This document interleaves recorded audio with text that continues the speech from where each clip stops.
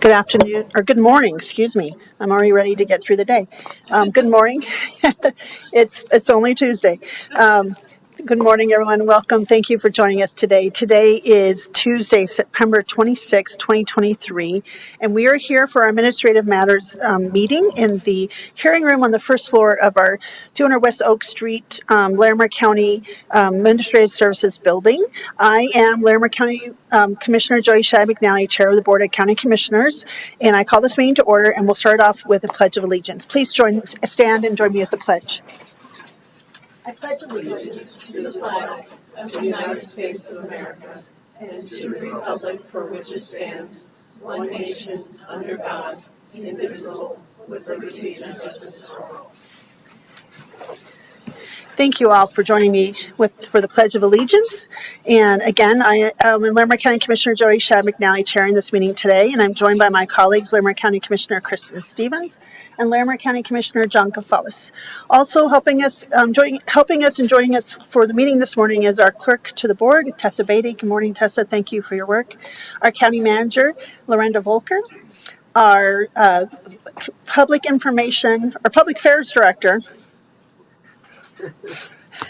Michelle Bird, and we have Sarah Martin from the Commissioner's Office who helps with all sorts of things, but especially on Tuesday mornings with our public comment and some other items. And so with that, thank you all for what you do to help us as county commissioners, and we will move on to public comment.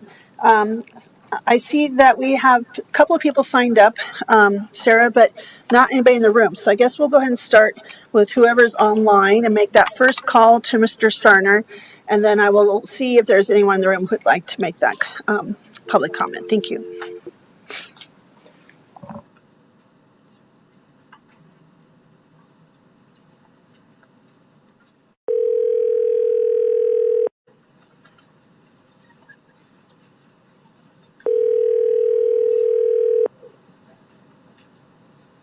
Public comment. Thank you. Hello, Mr. Sarner. This is Larimer County Commissioner Jody Shad McNally. We're calling you because you have indicated you'd like to give public comment. If you could please identify yourself and where you're from, you'd have 3 minutes. Good morning, Commissioners. Larry Sarner, formerly of Loveland. I want to expand on my comments of last week on next year's $37.5 million property tax windfall for the county. Property tax collections are in a unique position vis-a-vis the state constitutional limitations insofar that, unlike the sales tax or other excise taxes, you can precisely project how much you will collect next year from your mill levy, and you can also precisely know how much the Constitution limits your collections. Taxpayers can figure it out too, as I have done, for instance. Last week you reacted to my revelations by saying you were all holding your options open. That's fine to say, but constitutionally there are no options. Since you know in advance of sending out the tax bills that you are overcharging, you are creating an immediate abatement situation with the bills while getting to use taxpayers' money in the meantime. Even if you repay all that was overcharged, that is something like an improper taking. With all sorts of complications for the taxpayers, such as messing with their income tax deductions and going through the abatement process. I heard some mutterings last week about possible tax credits to offset some of the increase. They better be equal to all of the windfall, or you'll promptly ride into unconstitutional territory. And they better be proportional to the amount paid, or you'll get an argument from some disgruntled taxpayer, probably in court.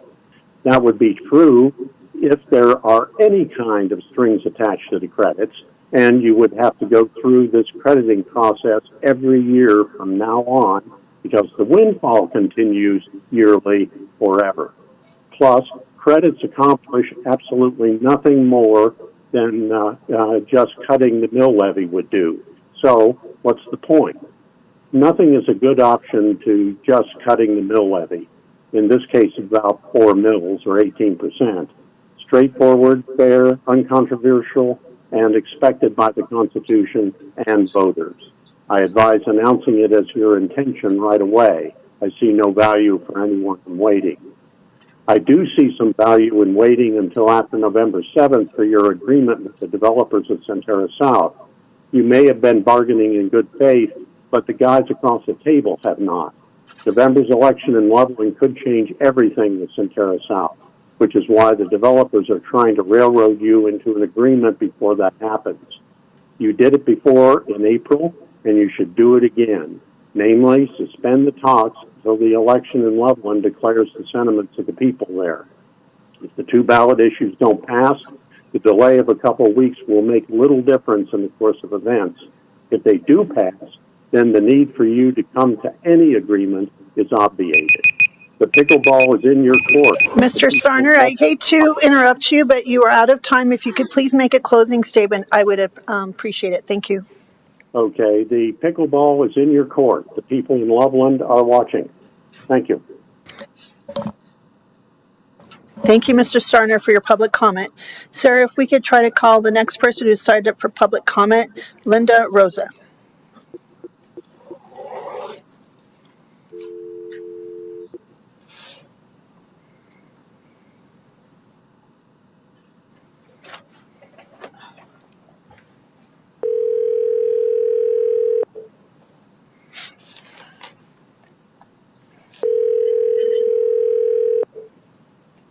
Hello.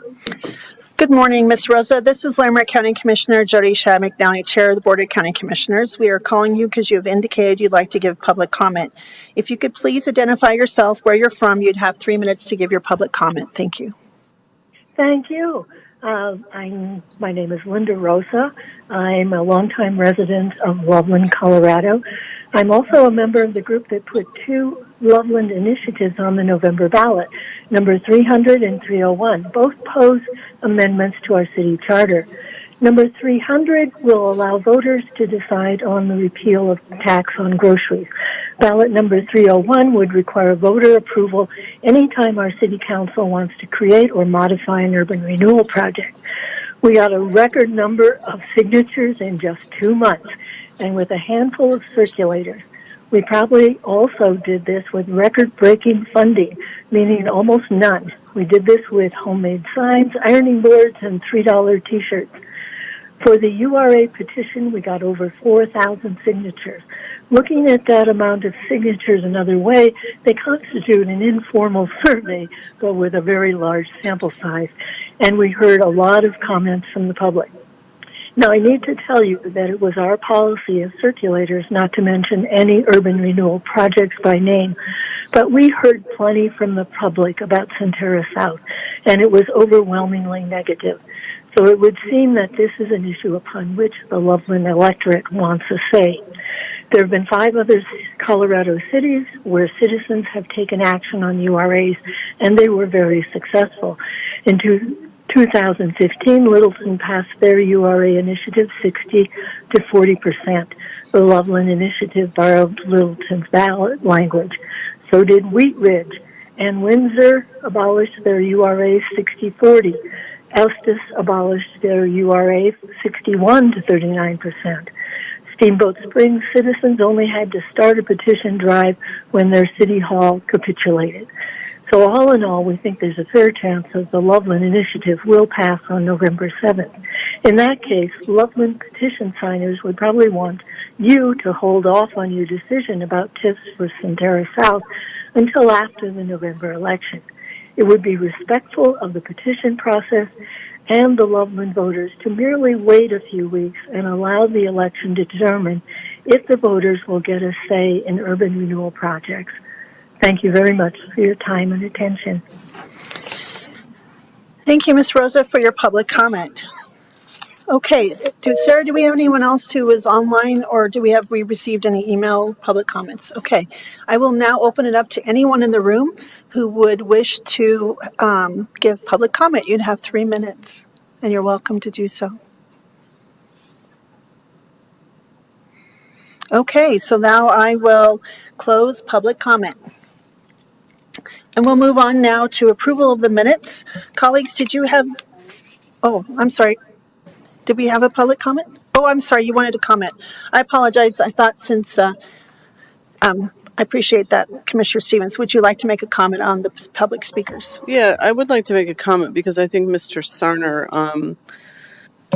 I just want to say that there isn't any improper taxing going on at the county, so I just wanted to squash that myth, and the fact that we're not overcharging for taxes, that people's property values did go up and the taxes go up accordingly.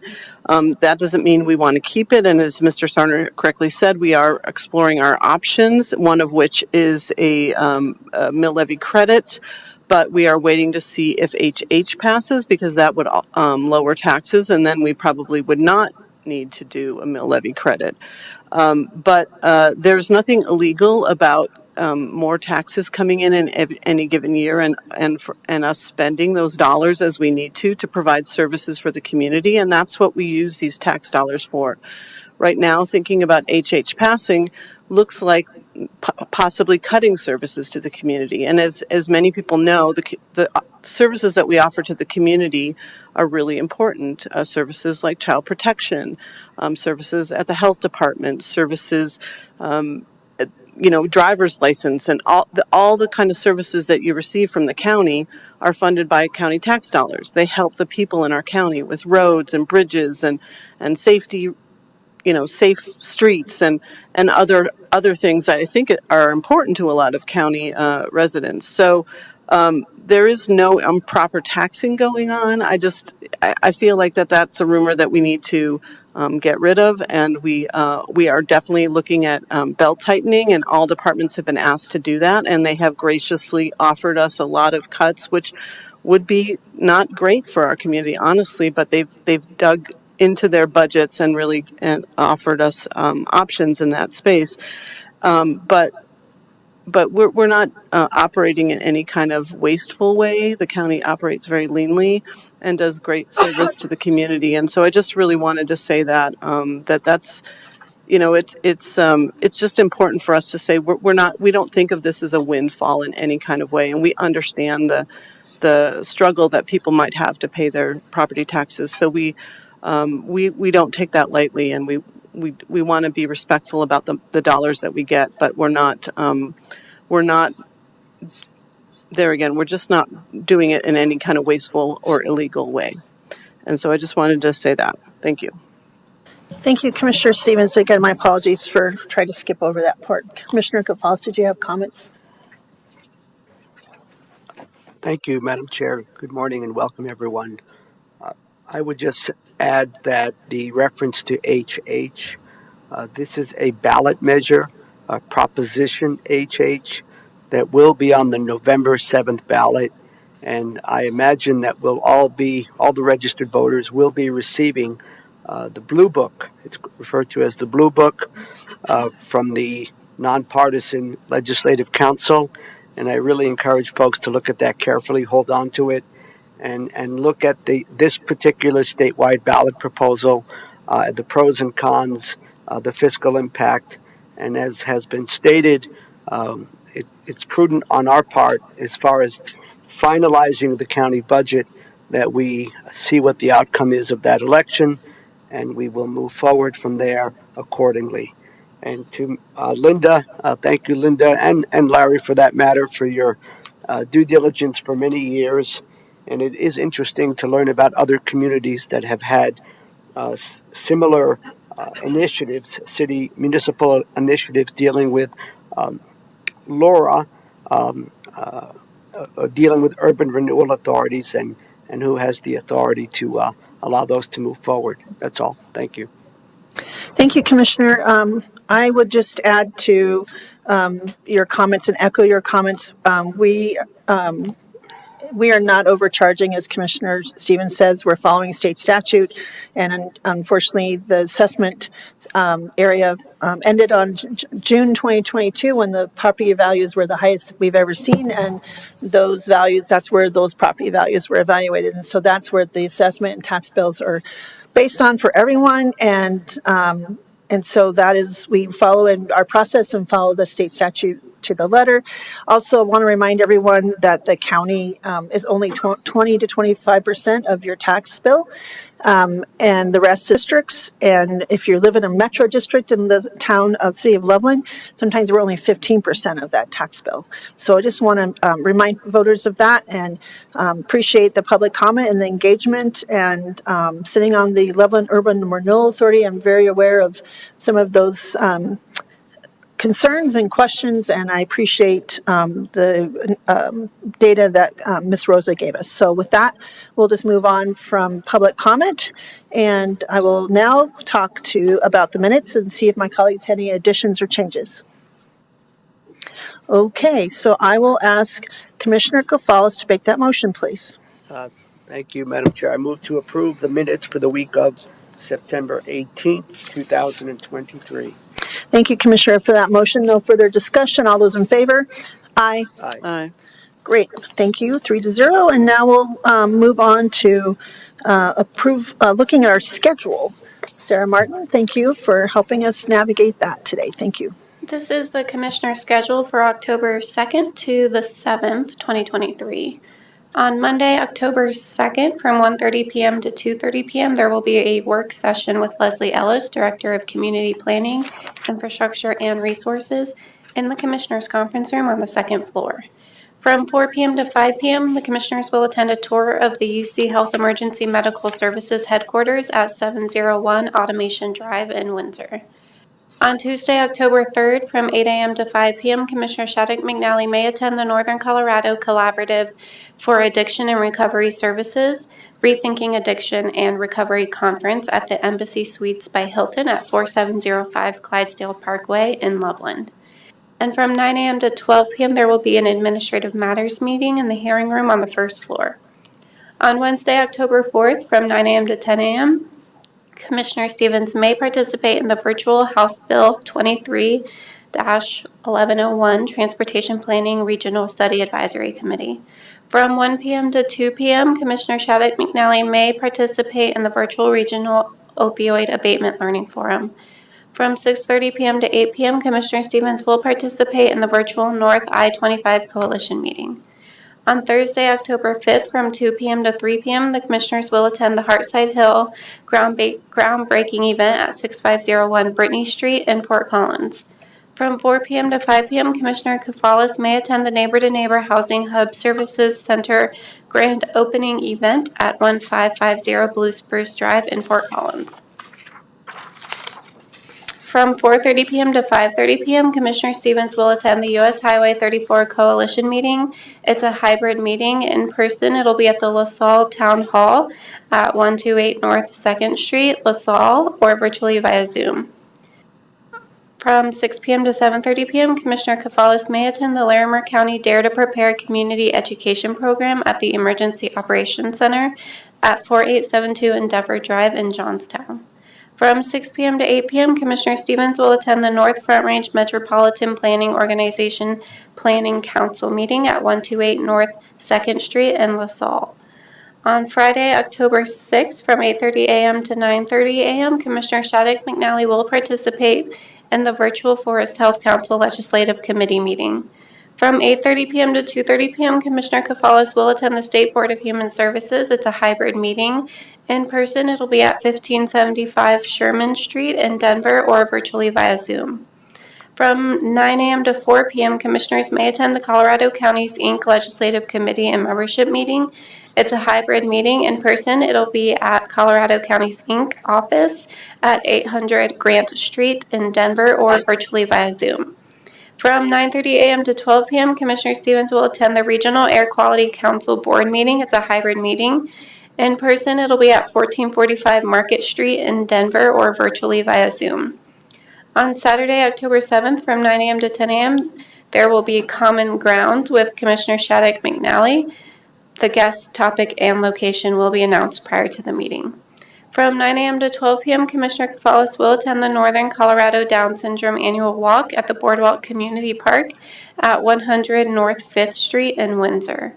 From 10 a.m. to 12 p.m., Commissioner Stevens will attend the Homeward Alliance Mission to Hope Walk at Catholic Charities at 460 Linden Center Drive in Fort Collins. From 10 a.m. to 2 p.m., commissioners may attend the Warrant Clearance and Community Resource Fair at the Timberline Church at 908 South Timberline Road in Fort Collins. Okay, colleagues, do you have any changes or additions? Commissioner Stevens? Just a couple. On Monday, October 2nd, I will attend the Banned Books Week kickoff that's sponsored by the library, and that's at the Lyric Cinema Cafe at 6:30 p.m. And then on Wednesday, October 4th, I'll attend the CSU President's Fall Address at the Oval. That's from 11 to 12. Thank you. Thank you. Commissioners, Follis, any additions or changes, sir? Yes, just a slight adjustment regarding the State Board of Human Services meeting on Friday, October 6th. It will be virtual, or it'll be a hybrid meeting, but it will actually take place in person in Arapahoe County, not in Denver. I'm not quite sure the location yet, in Arapahoe County. Thank you. Thank you, sir. I am also attending the President's Fall Address with President Parsons on October 4th. And then on Saturday, after my common grounds with the commissioner, I'm going to race up and go to the Mission Help to Walk too. I just haven't signed that up. It's kind of a busy day, and then I'll go to the Warrant Clearance back after that. Thank you. Thank you. Okay. Bless you. Okay, so now we'll move on to our consent agenda. And the consent agenda consists of items of no perceived controversy and routine administrative matters such as abatements, agreement, deeds, final plats, liquor license, resolutions, and other matters previously reviewed by the Board of County Commissioners. And staff recommends approval of the consent agenda. A commissioner may request an item be pulled off the agenda, considered separately, and items pulled from the agenda will be considered after the board takes action on the remainder of the consent agenda. I'm going to read very quickly at a high level through the consent agenda. If the public or others have some questions or want more details about some of these items in the consent agenda, they can go to our website at Larimer, Board of County Commissioners at larimer.org, and all of our meetings, agendas, and more in-depth information and our schedules and meeting videos, all kinds of things are helpful on that website. So first, for today's consent agenda for September 26, 2023, we have one abatement, a petition for abatement or refund of taxes. There's a correction. 2022 abatement refund is being amended due to an error in petition. And that is with a Mr. and Mrs. Larson of Timnath. And then we have three agreements. We have the agreement between the Colorado Department of Human Services and Larimer County Office on Aging. And this is submitted by our Human Services. And this is, and the intent is to fill the mandates of the Older Americans Act to provide services and programs that support maximum independence and dignity for older adults in Colorado. And this is a very important service and office and resources we give out to the community, especially our older adults, so they can live with dignity and grace as they choose to. And number two is the grant agreement between the American Rescue Plan Collaborative Projects Grant Subaward for Heartside Hill Project. And this is the grant agreement for the subaward of the $2 million of the American Rescue Plan dollars that the commissioners awarded to Care Housing for the civil construction of a community building and the building construction and storage associated costs to complete a portion of the planned affordable housing units in the Heartside Hill site. And I think that was mentioned in our calendar that will be, Commissioner Stevens and I will be attending that ribbon cutting. And this is between Care Housing Incorporated and Larimer County. And then three, we have an Office on Aging service contract between Larimer County Department of Human Services and Almost Family Co. LLC. And this is also another agreement to contract with Almost Family CO LLC to provide in-home services, homemaker, and personal care, which is really important for our older adults in our community. Appointments, we have one recommended interim appointment to the Estes Valley Public Library District of Cynthia Morris. And we also have recommended midterm appointments to the Estes Valley Public Library District from Marlis Polson and John Kirkland, and I want to thank them both, all of them, for their service. And then we have a deeds. One is a quit claim deed from the Bureau of Reclamation for portions of County Road 18E. And this is from between the Bureau of Reclamation in Larimer County and the United States Department of the Interior. Then we have letters of support for Workforce Opportunity Innovations Act, a letter to the federal delegation requesting to continue funding for our Workforce Opportunity and Innovation Act. And this is really, we'd like to express our profound concerns regarding the most recent introduced version of the House Labor Appropriation Bills and the dramatic cuts it would lead to cuts for the Workforce Opportunity and Innovation Act. So this would something we are very concerned about, and we hope this letter our federal delegation will take into consideration. Number 2 is a Medicaid inmate exclusion policy letter to the federal delegation, requesting another letter to co-sponsorship and encourage support of 2 federal bills that would impact Medicaid inmate exclusion policy.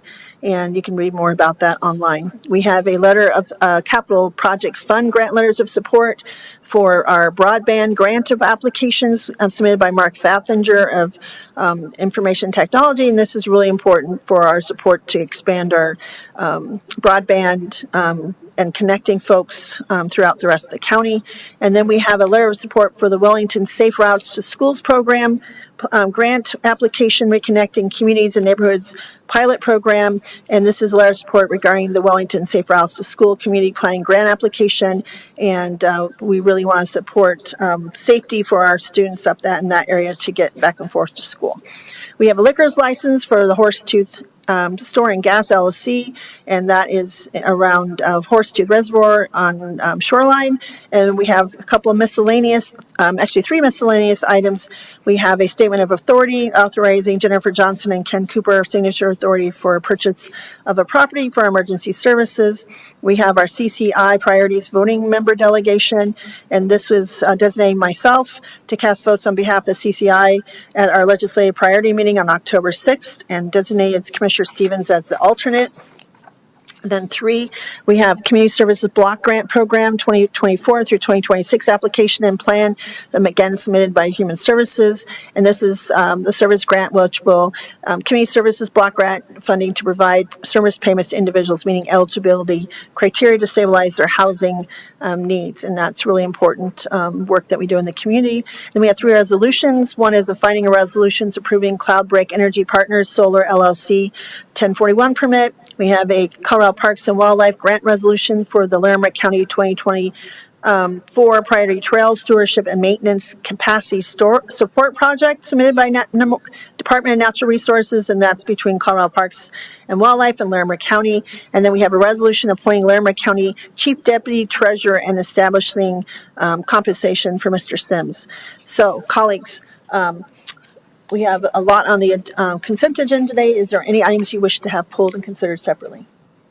All right, thank you. I will ask Commissioner Stevens to make a motion to please approve the consent agenda. Thank you. I move to approve the consent agenda for September 26th, 2023. Thank you, Commissioner Stevens. Any further discussion? All those in favor? Aye. Aye. Aye. Great. And now I'm just going to check. Okay, we have a commissioner's guest today. We have from Front Range, the president, Dr. Colleen Simpson from Front Range Community College. And I welcome Dr. Simpson to the podium if you would like to introduce yourself and welcome. We're glad to have you today. Great. Good morning, Larimer County Commissioners. I'm humbled and honored to be here with all of you. This morning, I'm seeing a lot of familiar faces, and so it feels good standing in the front of you. This morning, what I wanted to do was just give you a broad overview of FRCC, what we're doing, how are we ensuring that we are future ready to support the Front Range, but also the counties that Front Range is a part of. And so this morning I'm going to give you a high-level overview of what we're doing and where we're going. So I'm actually just waiting for the PowerPoint to come up.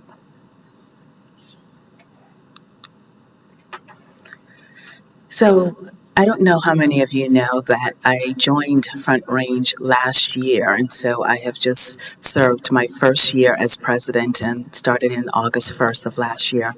And I came into an amazing institution that was very forward-thinking, very innovative, and I'm working with an amazing set of leaders who we are now thinking about how do we build momentum and continue with our connections, communication, and collaboration for a future-ready institution. And so let me just give you some highlights on our facts. We are the number one and the largest community college within the Colorado Community College system. We have 3 campuses here in Larimer, Westminster, and also in the Boulder County. And we served over 27,000 students across all 3 of our campuses. One of the most fascinating things that are happening for us at Front Range is our student demographics. We're seeing a change in that. And so right now we have about 48% of our students that are first generation. We have another 32% of our students that are Pell eligible, and 27% of our students identify as Latino or Hispanic. So what have we learned and accomplished to date? I just talked about our changing student demographics. I also want to talk a little bit of how we are creating a sense of belonging for our students so that we can enroll, retain, and complete our students. We're also working on creating a very cohesive college environment and also that need to be adaptable and flexible, to be innovative and respond to the needs of our communities. So let me dive in a little bit deeper on some of these areas. And so within our changing student demographics, I already talked about the student demographics as it relates to students who identify as Hispanic, Latino, or Latinx. But we're also seeing that more of our students are under the age of 24, which means we're getting a lot more traditional students coming into our institution. We're also seeing a higher demand for online classes, and I know a lot of people would contribute that to the pandemic, but I will tell you, even though we are stabilized as a result of the pandemic, we are still seeing more students asking us for online courses. And I would attribute that to the flexibility. We know that a lot of our students, they're working, and so you will also see that the majority of our students are part-time, which means that they're also handling life and other expectations as they earn their credentials and degrees at Front Range. One of the things I'm really proud of is over the last few years, we have been designated by the U.S. Department of Labor as the Apprenticeship Ambassador. We are the only institution in the state of Colorado that has that designee, and so we are proud of the work that we're doing with bringing together both our industry partners and helping to build that pipeline through apprenticeship. And so, like with any institution, it's important for the institution to think about how they will be future ready. And what are the things you have to do to continue to be transformative? And so we are having these transformational conversations around reimagining FRCC's organizational structure, taking a look at operational efficiencies and making sure that we remain future ready. This semester, we launched the Teaching Excellence Center. So one of the things we wanted to do was really focus on giving our faculty what they need to ensure success is happening in the classroom. The Teaching and Excellence Center is actually being led by a faculty member and a dean, and faculty come in and they talk about what do we have to do to improve our curriculum? What kind of new pedagogy is out there so that we're able to teach students and ensure that success is happening within the classroom? We also have a high focus on our healthcare programs. And through our reimagining of our structure, we have added a dean and a new leadership team for our School of Nursing. And so one of the things people often ask me is, what do you focus on at Front Range? Where do you see the vision for Front Range? And there are 4 goals that we take from the Colorado Community College system to help lead us at Front Range. And that is, we're always working on transforming the student experience, which means as our student demographics change, how do we meet students where they are so that success can happen? We also think about our workforce. Many of our industry partners and those who are out there will say there's a huge retention with workforce. And one of the things we're doing at FRCC is working on creating this culture of care. How do we retain our employees? How do we add that value proposition so that FRCC becomes a place of choice for individuals? And then we're always looking at how do we create education without barriers. And so that requires us to take a look at an ecosystem with our K-12 partners. We are very much focused on concurrent enrollment, or some might say dual credits, to ensure that our high school students are getting the exposure to college level courses that then transfer to Front Range, but more importantly, build a pathway for them to earn a credential while in high school. And then, of course, redefining our value proposition. One of the things you will always hear in the news is, should you get a college education or not? And so that value proposition is so important because we have to ensure that we are also fueling the pipeline for Colorado. And some of that requires us to take a look at what we do, how we do it, and ensure that success is happening. And so what's next on the horizon? How does Front Range continue to be future ready?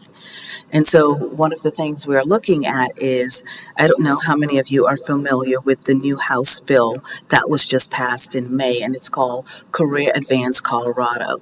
Actually, I helped work on that, but thank you. Yeah, really. Great. And also Senate Bill 5 that's working on trying to get forestry things. So Perfect. Yeah. Thank Great. you. And so this is part of the future ready for Front Range. The Career Advance Colorado really gives an opportunity for all learners to have that ability to have their tuition, fees, and course materials covered. So there's no cost to students to enroll in what we're calling some high demand programs that will fuel the pipeline for Colorado workforce. And so here at Front Range, we're focusing on the early childhood education. We're focusing on our elementary education. You just mentioned Commissioner of the Forestry. That is part of this particular bill. Our practical nursing certificate, applied science. And so all of these are programs that we hear from our industry partners that we have shortages. And so this is an opportunity for us to go out within our communities and say, here is an ability for you to earn a credential that will allow you to build a pathway to success and at the same time support the pipeline of workforce development. The other thing that we're also doing at FRCC that is future ready is being responsive to the needs of our industry partners.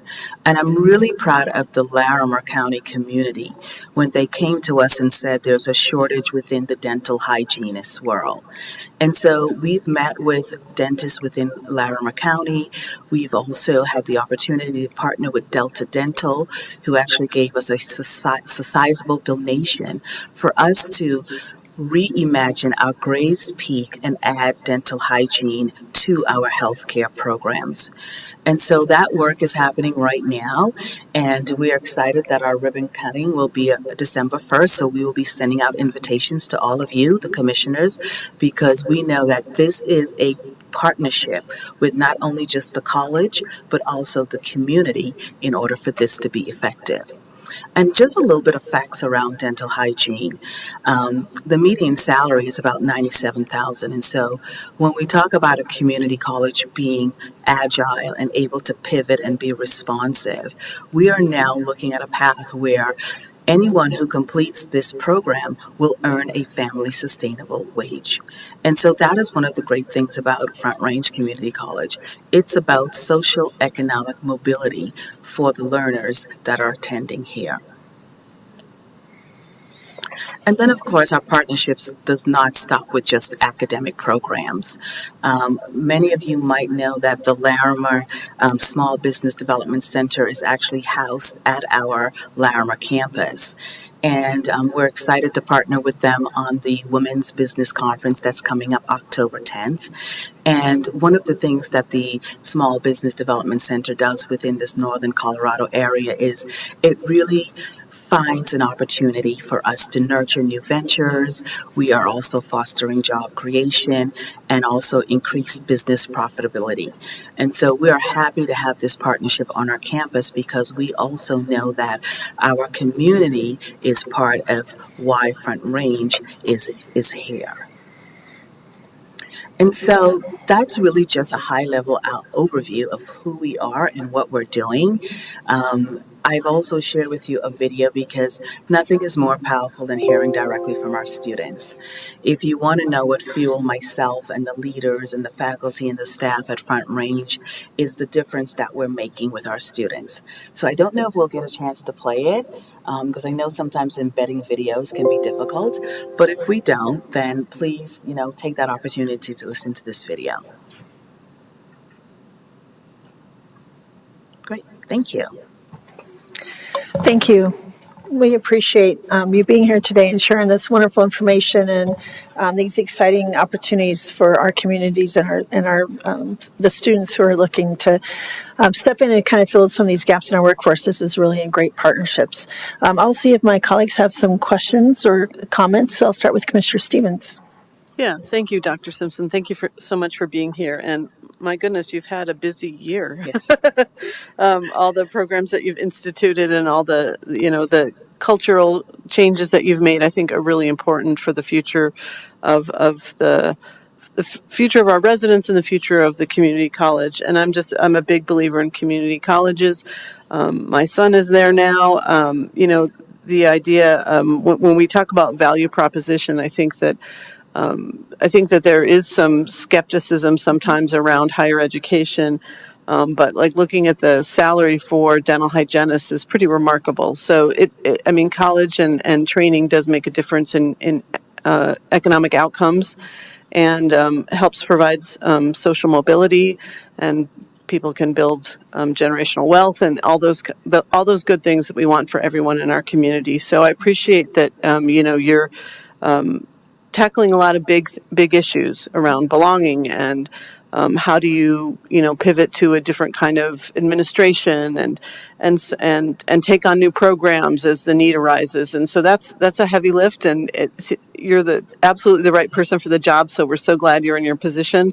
I don't think I have any questions, but I may reach out later if I think of any. But just grateful for the work that you're doing in the community, and grateful that our residents can see what you're doing, because there is a lot of value in community college, and it is for many people a more affordable and accessible way to start on their careers and their college journey. So thank you. Thank you, Commissioner Stevens.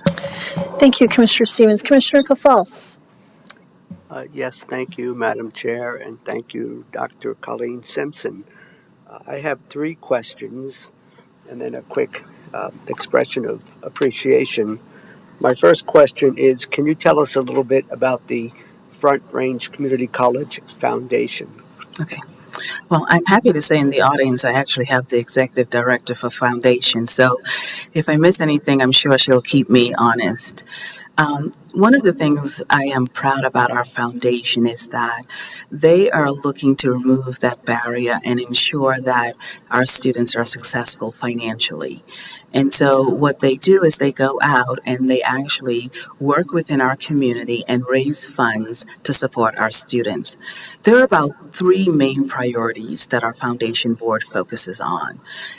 One of them is what we like to call our annual programs. And so annual programs is, where do we see scholarship applications coming in and we need to support our students? The other one is what we like to call our high demand needs. Life happens to our students, and so we have unrestricted dollars that allows them to have emergency funding. And so emergency funding can be anything from rent, from your car breaking down, to anything that I look at when I think about the Maslow hierarchy of needs. And we all know that if a student is hungry and their basic needs are not met, it is more difficult for them to sit into a classroom and learn. And so our foundation board really partners with us around raising dollars so that we can focus on student success. Thank you. My second question, and I think you provided part of the answer to my second question in your initial response, and that is, what is Front Range Community College doing to support single-parent households to be successful? So one of the things we try to do is on each of our campuses, we have a food pantry. And so we really try to normalize that experience for asking for help. The other thing that we're also doing around single mothers is that our student life department also focus on creating, whether it's events or educational workshops, to provide financial literacy to single mothers so that they're able to be supported within our community. And then, of course, our foundation, the monies and the donations, any of our learners that identify as single mothers can apply, and we offer funding to help support them. Thank you. We're on a bit of a roll, so I'll go to my third question. And that is, I'm grateful that you have a teaching excellence center. And historically, at least when I was in the legislature, one of the issues that was challenging to address was the state of adjunct faculty. I wonder, what are you doing specifically to help the adjunct faculty members who sometimes work part-time, various campuses, and may have to access the food pantries that you just referenced? And I will tell you, this is a national trend for all of our adjuncts or instructors that are part-time. I will say this academic year that just ended, within my budget cycle, I really focus on compensation for our adjuncts and instructors. And so we have 4 different classifications at Front Range. We have our faculty, then we have our professional staff, and then we also have our adjuncts and instructors. Within the budget cycle, I was able to give compensation for 5% for our classified and our professional and our APT.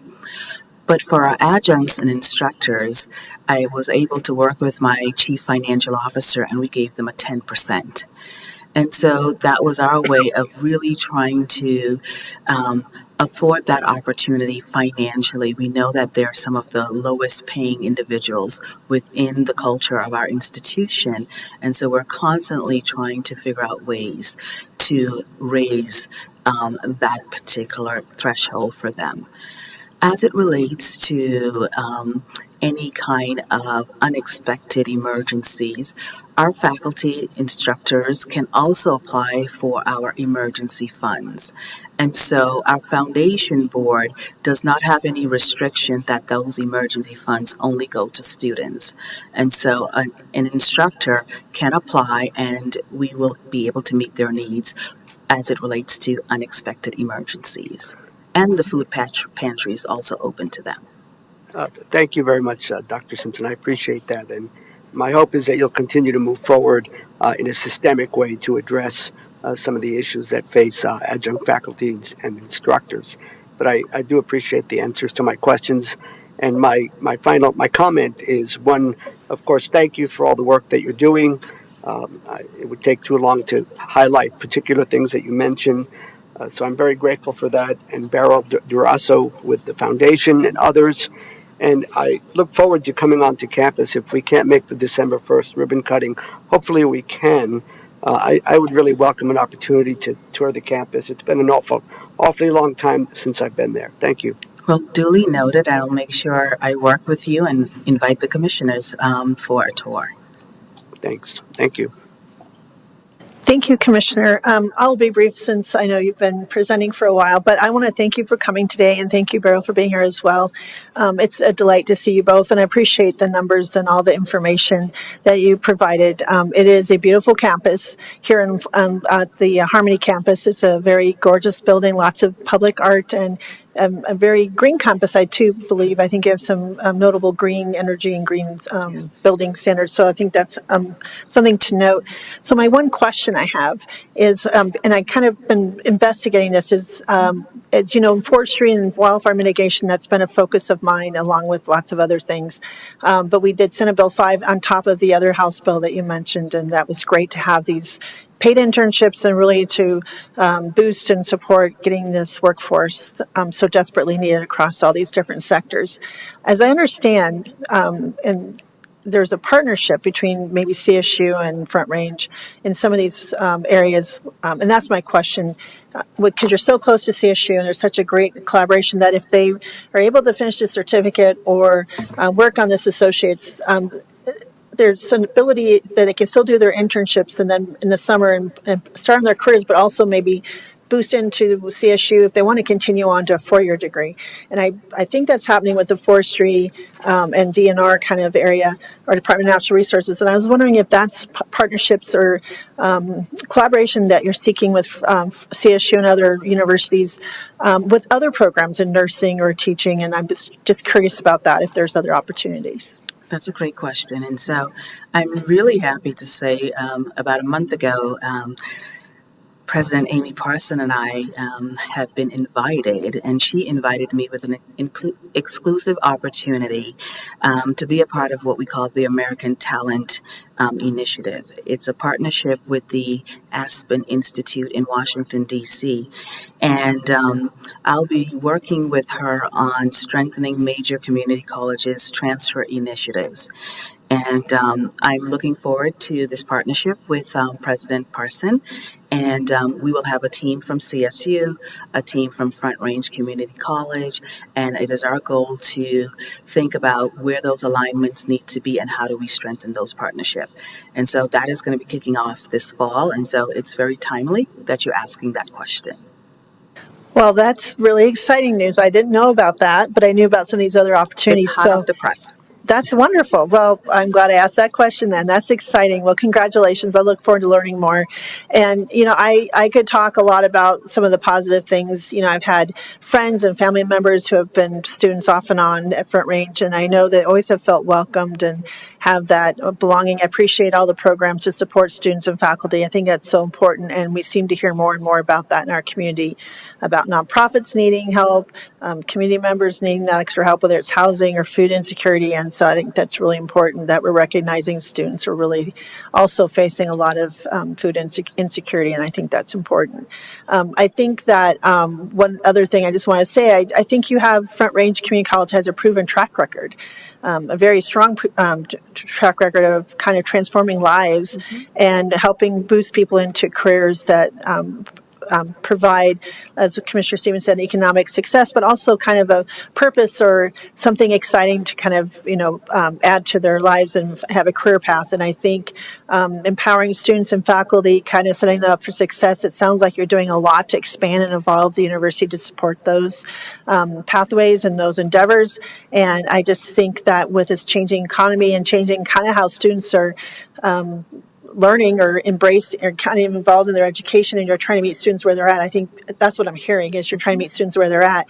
I think that's really remarkable and tremendous, and I want to just thank you all for your work, because I think nowadays, you know, everyone probably needs that little extra as they go post K through 12 to go on to careers, and that the workforce is needing that. And I appreciate all the partnerships and collaborations that are happening, and I look forward to the ribbon cutting on the December 1st. I look like I might have some time later that day. I might have a hold on my calendar then. I'd love to see that that new partnership, and I just thank you all for being here today, and I wish you a happy first year anniversary, and like Commissioner Stevens said, you certainly have gotten a lot accomplished, and we look forward forward to more conversations and partnerships. So thank you all for being here today. And thank you. And please always invite me. I'd love to come and talk about Front Range. Great. And Lorenda, did you have any other comments you wanted to make today from our county manager? Because I know you're also kind of, partner or talk with folks there. So just thought I'd give you a moment too. Front Range is such an asset to our community, and your year has been incredible. You came in after COVID, and you've done remarkable things, just connections to the community, connections to students of all ages, the lifelong learners, kids coming out of high school, kids in high school, and adults. And so know that we see Front Range as a gem in our community. We really appreciate the partnership. And we're going to tap that further as we go into our strategic plan, because I think we could take that a little further. So thank you. Thank you. Thank you, Lorenda. And we thank you again for coming today, and have a wonderful rest of your week. It's been my pleasure. Thank you. Thank you. Okay. So that was delightful to learn more and get some news hot off the press. That's pretty exciting to share that. So we'll move on to now our discussion items, which is our first one is Larimer County Kinship Awareness Month, and that's why all of us are wearing our yellow kinship ribbons. Thank you, staff, for heading out. And I will ask Angela Mead from Human Services to come up to the podium and talk about how we want to show our appreciation for the efforts of public and private organizations who support kinship families in their efforts to provide care for our children at the most critical times of their lives. And we see some wonderful, familiar faces who have joined you today. Thank you, Angela. Good morning. I'm Angela Mead, Deputy Division Manager with the Larimer County Department of Human Services, here to present the proclamation for National Kinship Awareness Month. Co-presenting with me today is Allison Walter, our new Kinship Supervisor, Gail Engel with Grand Family Coalition, and Liza McKee, who is a kinship provider, who wants to share a few comments with you about why kinship care is so important. During the month of September, across our nation, communities bring public awareness to the importance of kinship care. This year, over 391,000 children have been placed in out-of-home care. The Larimer County Department of Human Services is committed to providing the most appropriate care for every child that is placed in our custody. We believe that family is critical to a child's well-being, and that it is important to maintain family and cultural ties whenever possible. Currently, Larimer County has 269 children placed in out-of-home care. 61% of them are placed in kinship care. When a child needs to be placed in out-of-home care, immediate efforts are made to work with parents or legal guardians to identify kinship care providers. Kinship providers can choose to take temporary legal custody or be certified to provide care. When a kinship provider becomes certified, they receive training. They work directly with a kinship caseworker who provides resource information and support to help them navigate what can oftentimes be a very complex system to understand. Our department is currently working with 155 kinship families. We appreciate each and every one of them for the tender care that they provide for children while children are going through some of the most critical times in their lives. When children enter stranger care, they are subject to multiple changes, and these might include a new home, a new neighborhood, new family composition, changes in schools, and new rules to abide by. They can lose vital connections in their lives that have helped them to cope with the adversity that they face. These changes are often traumatic, and children will struggle adjusting to so much change all at once. Kinship care allows a child to maintain strong and important connections, as well as the reassurance they need from loved ones who know them. Kinship care providers typically have strong connections to the parents of children that they have been removed from, and this is crucially important. Caseworkers and other professionals who are working with the family are addressing parenting challenges, mental illness, or substance abuse disorders. Parents need the reassurance of knowing who their children are placed with and who are caring for them. When a child is placed in kinship care, they can maintain vital connections with their siblings. They report being happier. They are more likely to stay in their own schools and can maintain those very important cultural traditions. Children in kinship care experience improved placement stability. They have higher levels of permanency and decreased behavioral problems. Our department is very pleased with the recent changes in legislation that is supporting our efforts in placing children in kinship care, and we are actively working to put business practices in place to meet these new requirements. Kinship care comes with many benefits, and care providers can also face many challenges in providing care. At the point of placement, kin providers may not be sufficiently prepared to provide care, and they may lack very important and necessary resources. Care providers may experience financial limitations and find it difficult to enforce all of the rules and expectations that are imposed on them by child welfare and the courts. They may not understand the special needs of children that are entering their home and are faced with the many demands of providing care while also meeting the needs of their own family at the same time. Training, financial support, access to community resources, professional guidance, and respite are some of the essential things that they need to provide good care. I'd like at this time to introduce Gail Engel, founder, executive director of the Grand Family Coalition.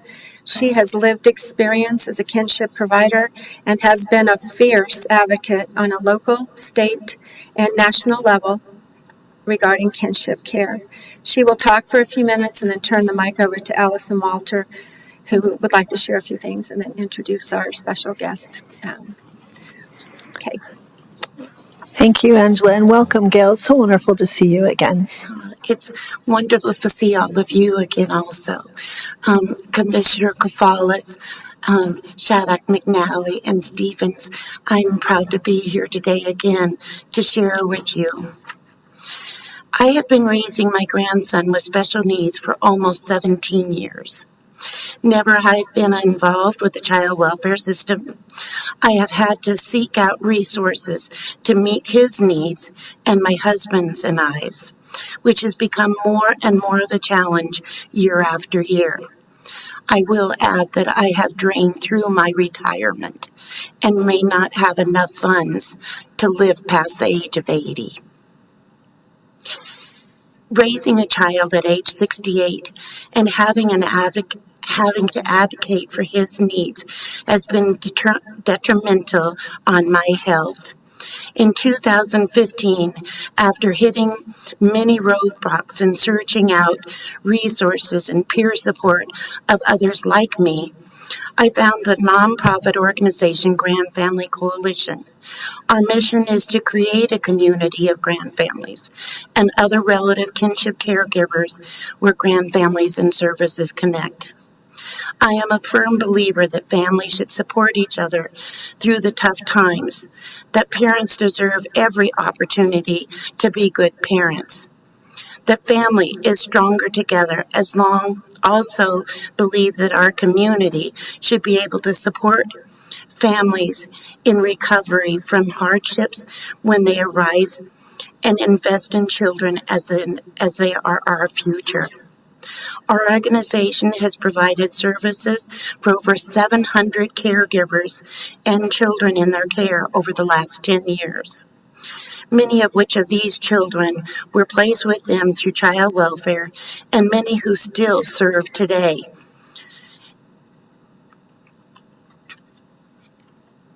It is forever that these children and families need support. There is a disconnect and misunderstanding in our community. The part of a child welfare job, after finding safe haven for these children, that the relative caregivers will be supported with foster stipend and finish raising these children. This is not the case in many of our families continuing to raise these children, saving taxpayers thousands of dollars. and wind up in poverty and on public assistance. These families continue to struggle to find the financial, respite, housing, and peer support. Most are raising children with disabilities and trauma, children winding up in the juvenile justice system, and suicide situations. With the passing of the Family First, child welfare encourages to reunify children with parents, placing children with kin when possible, either temporarily or permanent, when the parent is incapable of finding their footing or no longer able. Unfortunately, in most cases, a diversion of the dependency and neglect case means kinship foster certification is not possible. Therefore, the financial burden falls on the relative caregiver, foster care stipend, and the relative caregiver assistance program (RGRAP) cannot be provided. Not even temporary assistance while the parent does their work. These relative caregivers are left to navigate and find resources, and frankly are just not there. Our community does not realize that funding is readily available to nonprofits that support children that are in open case with child welfare, where those nonprofits that support relative caregivers outside of the system do not have the same access to the same funding and left a larger burden to provide the services, leaving hundreds of relative caregivers without support and services to fit their needs and raise the children on into adulthood. This proclamation does not begin to address the issues and challenges these families endure over time of raising their relative children. This proclamation points out that there are 155 kinship families currently being placed in relative kin. It does not point out that for every child in the child welfare system, there are 19 more being raised by relatives outside of the child welfare system. It does not make you aware that there are over 2.7 million children in the U.S. being raised by grandparents where the parent is not present in the home. It does not give credit to the burden being put on relative caregivers in our community. Please take a moment to recognize the many relative caregivers in our community that struggle to make ends meet. Children cannot live on love alone. Thank you all for having me again.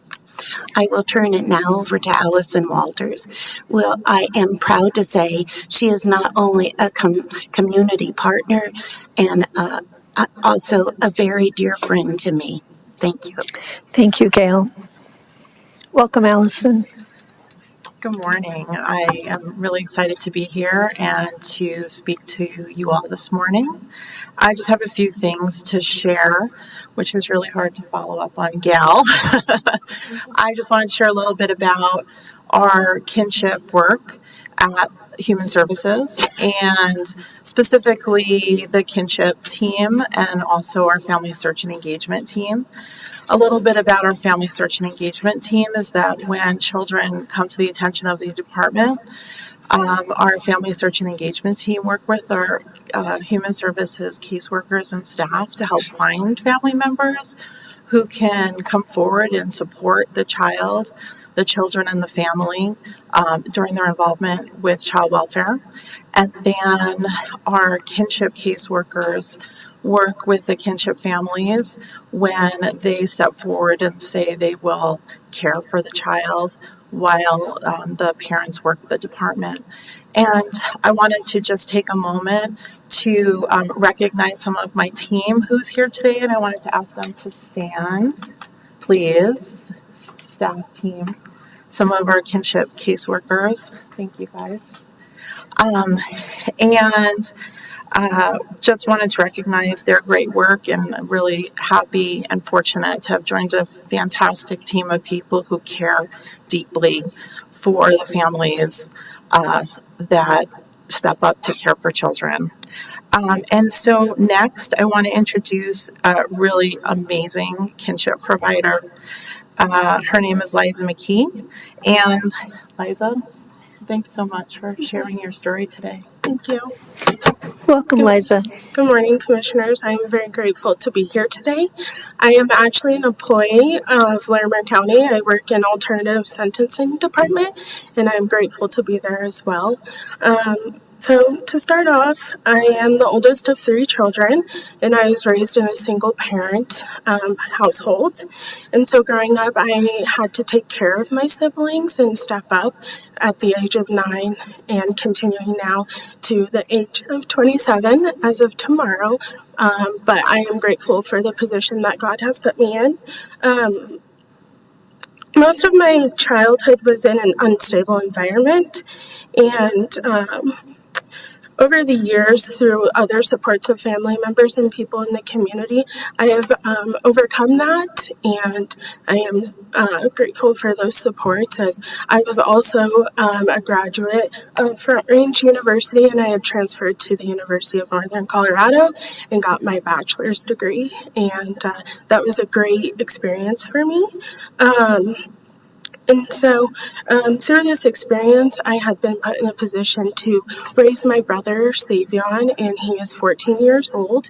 We're 13 years apart. We are very close and have been close since day one.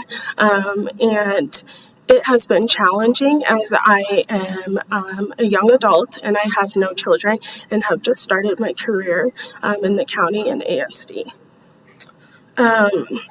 While maintaining and creating a stable and safe environment for my brother, I also work full-time and work night shifts, so I can be available for him while he's in school and transitioning in daily routines throughout. And with the goal of also healing our family and the support of services provided from the Department of Family Services, and then also education. He goes to Rocky Mountain High School, and they have been a great support there. And then again, continuing a safe and stable environment. We are currently on a journey to live a life free of generational trauma and patterns, with the goal of a healthy and fulfilling life. I'm grateful to be here today to share a little bit of insight of my story and the support that I've received through Kinship. And as much as I am doing this alone, I feel surrounded by a village of incredible people who care. Thank you. Thank you so much, Liza, and thank you so much for being here. And I'm so grateful you're part of the Larimer team, and thank you, Angela, for bringing her today, and how serendipitous that we have the president of Front Range Community College here. So you can see the success of Front Range. That's pretty amazing. So colleagues, Angela, I'm going to just turn it over to us to make comments, and we'll start with Commissioner Gonzalez. Thank you. Then we'll read the proclamation and make the motion. I'm going to do a little different today. Sorry to throw you a curve. I believe I can handle the curve. Thank you. Thank you all for being here. Well, the work is important, and it's good to see that it's a team effort, of course. I do have one question, I think, for one of the Angelas, and that is, are there barriers for kinship families to secure child-only TANF cash assistance, temporary assistance to needy families? How do families who are raising children access child-only TANF cash assistance?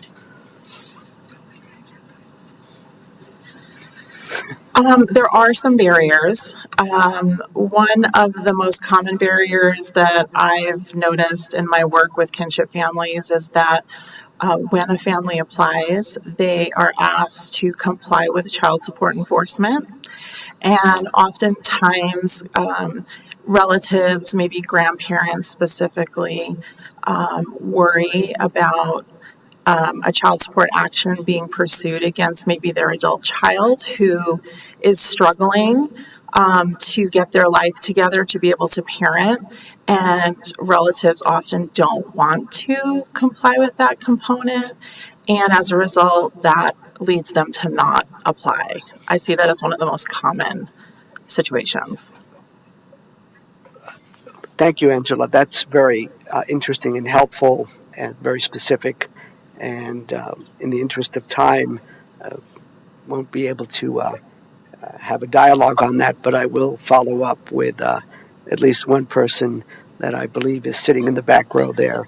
I'm curious to better understand that and what we can do to overcome that particular obstacle. Thank you. That's all. Thank you, Commissioner. Commissioner Stevens. Yeah, I want to thank Commissioner Gonzalez for bringing that up because as Gail was speaking, I have how can we do this better in my mind? How can we get more dollars and more assistance to families? I know you work hard on that, but it sounds like there's definitely some gaps. We definitely want you to be able to retire and all our families to live, where they're not constantly worried about money, because raising children is expensive and difficult, and in situations where there's been trauma or there's children with special needs, even more so. So thank you for sharing your story, both Gail and Liza. Really powerful words and really a good reminder for us on why we do this work and what we maybe need to work on to do better with regard to funding and trying to figure that out. So I really appreciate it. It's important for folks to understand that the sacrifices that you make, whether it's your career or you're putting off retirement or many things, that is coming up and maybe it's going to speak to some financial possibilities. So I'm grateful to hear that. But just thank you for staff, Allison and Angela, and then Liza, you're also staff in our county, so thank you for the work you do in alternative sentencing, because not only are you raising your young brother, but you're helping people in our community get back on their feet and get back out into the community. So that's remarkable, really. And so just thank you for the work. And Thad, did you want to speak a little bit to some ways that we can, and if we obviously need to advocate for dollars on our end, we are happy to do that work. So, Thad, thank you. I saw the opportunities. So thank you. Thank you, Thad. You're welcome to speak. Thank you. Thank you. Thad Paul, Division Manager for Child, Youth, and Family, so the child welfare side of the Human Services. I just wanted to plant the seed. So the Legislative Interim Committee on Child Welfare has 10 draft bills that are moving forward. On one of the top of that list is a kinship bill that we've been actively working with the drafter, and we're looking at an opportunity to lower the requirements of becoming a certified kinship care provider. As you heard, there's challenges from a kinship care provider. They don't always want to go through all the steps to become certified. There may be some limitations. So we are working to have legislatively lower the requirements on kin, which would allow us to certify more kinship providers and then thus pay the current foster care rate for certified. So right now we have somewhere in the range of 100 kids in a non-certified home, meaning that they're in the custody of the kinship provider. And so they do get a child-only TANF from support from us. Our county is great, and Heather does a lot of great work to help support, so we actually give more than the basic child welfare TANF, or the child-only TANF, and there might be an opportunity from a federal level to encourage that the federal level increasing TANF availability, TANF payments for child-only TANF when they're in the kinship home. That would create a scenario for long-term kinship support after child welfare involvement. So I think there's two pathways of opportunity. For us, when we have those 100 kids, there is a fiscal impact that would happen from the state budget and the child welfare budget. And so we have some language that we're hoping to put in the draft to help encourage the JBC to actually create a line item specific for kinship support placement. Senator Zenzinger is the main lead on this, and she seems very open to this opportunity. She has said that if this bill doesn't get to be one of the top 5 of the interim committee, that she will carry this bill moving forward anyway. So there's a really great opportunity. But I think there's two pathways, both federally and at the state local level. There's also some rule packages going through at the federal level to lower the requirements to become a certified kin provider, which will help us stay aligned and draw down all federal funds in the future. And open up any questions that you guys might have in regards to that. Thank you for that.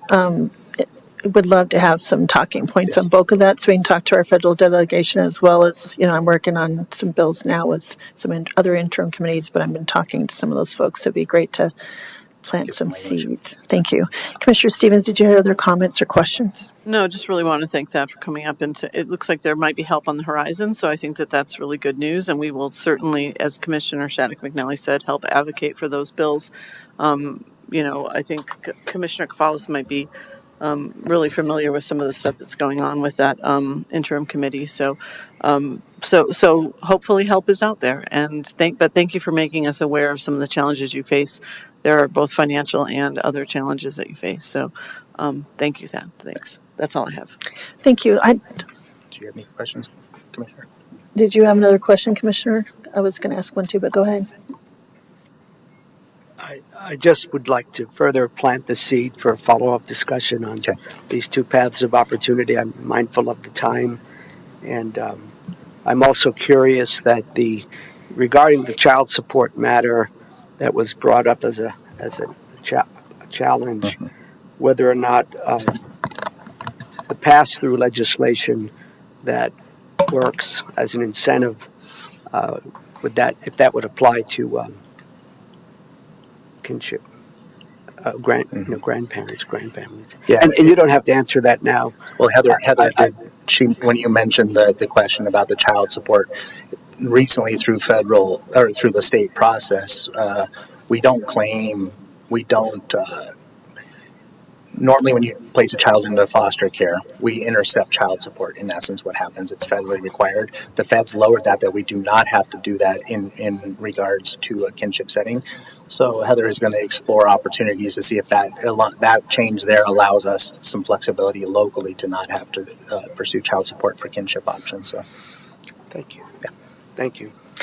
Okay, so I have one question, and then I just want to make some comments because I want to be aware of the time. But this is always such a near and dear to my heart. And Gail, I still, every time you come, I reflect back to that first time I met you, like a decade ago at Thompson School District, and you raised the awareness of what the needs for families, grandfamilies, and I'll never forget that. You really opened my mind and heart that day. Not that I wasn't always open to supporting grandfamilies, but your lived experience in sharing some of these things that you're still sharing today are really help us understand what the barriers and the challenges for you supporting your grandchildren and your grandchild. It's really important that we hear from folks who are living it and understand how we can help support in the ways that matter for you. So my first question, or at least my only question for today, and I always want to learn more, but you said that we have 61% of those 296 kids in kinship care. Are we kind of leading the state is that a high number? Is that a good number for us? Are we kind of leading the state in the amount of folks that our children get into kinship care? Are we about on par, above average? I'm just curious because, there's still, I'm sure there's some of the 269 that probably is not here comes Thad. Thank you, Thad. But I'm just curious, how are we on track for that? And I know there's probably some situations where it doesn't work, and I know there's some considerations of trying to reduce the barriers to place someone outside of state for families, and I think we talked about that. That's something that we're looking at. So, complicated question, maybe two there, but I wonder what we could talk about that. I would say we are a leader in the state, but Family First has helped bring a lot of other counties up to a closer level. I would also say my commitment and our target goal is 85%. So we've leveled, we've added some staff, some family search and engagement staff to hit an 85% mark, and that's our goal that we've earmarked, and that's what we're working towards. I think recent legislation that changed last year is actually going to help us in pursuing more kin. There are limitations historically of child welfare being able to reach out to kin if the parents didn't want us to have those conversations. That legislation has allowed us to have more direct conversations to explore broader support networks. So we do anticipate that increasing. So we are a leader in the state, but people are catching up because Family First kind of forced them to help catch up, if you will. The beautiful thing is we hired Allison, and she was in Adams County, which and basically administered what is now on the federal clearinghouse for Family First, the Kinship Navigator program. And so that's something that we will support bringing here because it will help the state to draw down additional Family First dollars as well. Excellent. Great news. And that's another reason to celebrate Allison. Sorry for Adams County, but really glad for Larimer County. So thank you and welcome. So just a couple of comments. Gail, it's always great to see you, and thank you for continuing to be a strong voice. And for those in the public may not aware, Gail has won several state and national awards in recognition for her work, and just really a profound voice and very impactful, and just thank you for your work and your support of so many families. Liza, just want to thank you again for being part of the Larimer team. You're working in an area of community alternative sentencing that's so important, and just thrilled to see your success going through Front Range. And I can't think about age 9 or 13 taking on, your brothers and sisters, and look at you now. So I just want to commend you for your perseverance and your strength. You are a role model for so many, including your brother. And I just wanted to say, I'm proud to know you. You inspire me. So thank you for being here today and sharing your story. It really touched me. Also, Angela, just always thankful you bring such great guests, and thank you, Thad and Heather and your team, for your wonderful and dedicated work, because you guys are making a difference in the lives of so many people. And we know that most cultures kind of put family first and try to keep families together. And so this program is so important. I'm glad that we're leading, but also all we'd love to see is meet that 85% goal. And I think just for the public, again, to know how much trauma that we're reducing by putting families together and keeping them together. We know children in public schools too, having that stability, and it helps sets them up so early on in future for, it's so much upstream work here for behavioral health issues and learning and making sure closing the gaps and helping provide that belonging and reducing that stress of feeling separation or not belonging. I think it's just immeasurable, the work that you do for these children. And so I want to just thank you for your continuing work to provide a loving, nurturing, and supportive environment for these kids and for these families. It's just so impactful and critical for our community. So I could go on, but we have time limits. So I want to just give Lorinda a chance to comment on this, and then we'll read the proclamation, and I'll ask, let's see, whose turn is it? I think it's Commissioner Gafalis. So Angela, Allison, and the staff that are here and those that are not here, I want to congratulate you on the long-time commitment to kinship. I know this is not a new thing. This is something that's been part of the DNA of our Human Services Office for many, many years. We know that it supports lower trauma, it supports family connectedness, and better outcomes. And so to the staff, thank you for what you do. I know it's always not easy, and you're there to support people at sometimes their hardest times. Gail, the work you do, your advocacy, your own experience has been outstanding, and it's always great to hear from you, and great to hear not only the rosy side of the story, but the real picture of what's going on, and to know that the department and the state are advocating for changes that would help support that. Your voice is important, and so thank you for that. And Liza, I think you said very quickly, your birthday's tomorrow, right? Happy birthday. Thank you for coming. What a brave thing to do, to come talk to us about your own experience. Your brother is a very lucky kid. You're a very lucky sister. I'm glad you have each other, and thank you for coming to tell your story and for the work you do to support our community in different ways every single day. Thank you all. Thank you, Lorinda. Well stated, as always. Just appreciate you always providing another thing. I had forgot. I made a note to wish you happy birthday, so thank you for doing that. So I will ask Commissioner Kafalos to read this proclamation, or read the proclamation, make the motion, and then we'll pass the motion, and then take a quick moment for a picture. So go ahead. Thank you, Commissioner Kafalos. Larimer County Kinship Care Awareness Month, September 2023. Whereas across the nation, there are over 391,000 children and youth in out-of-home care. In the state of Colorado, 6,953 children were placed out of home over the last year. Currently in Larimer County, 269 children and youth are placed outside of the primary caregiver home.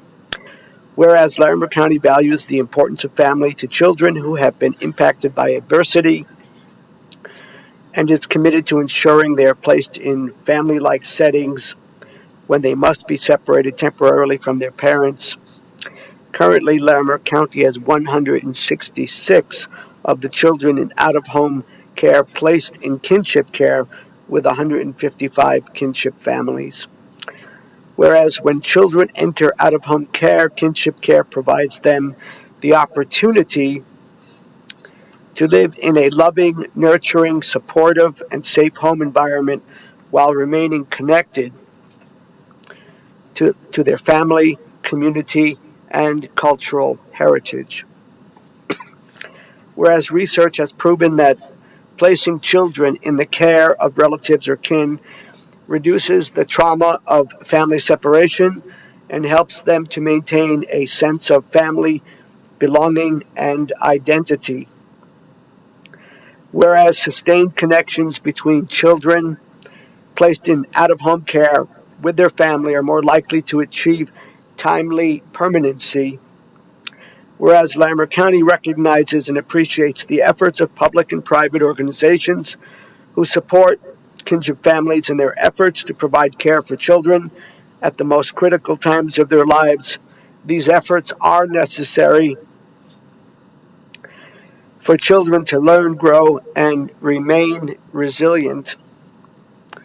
Whereas during National Kinship Awareness Month, we celebrate all those who have invited a child in need into their hearts and homes and express our profound appreciation for those who make kinship care possible. Now, therefore, be it resolved that we, the Board of County Commissioners of the County of Larimer, do hereby proclaim September 2023 as Kinship Family Awareness Month.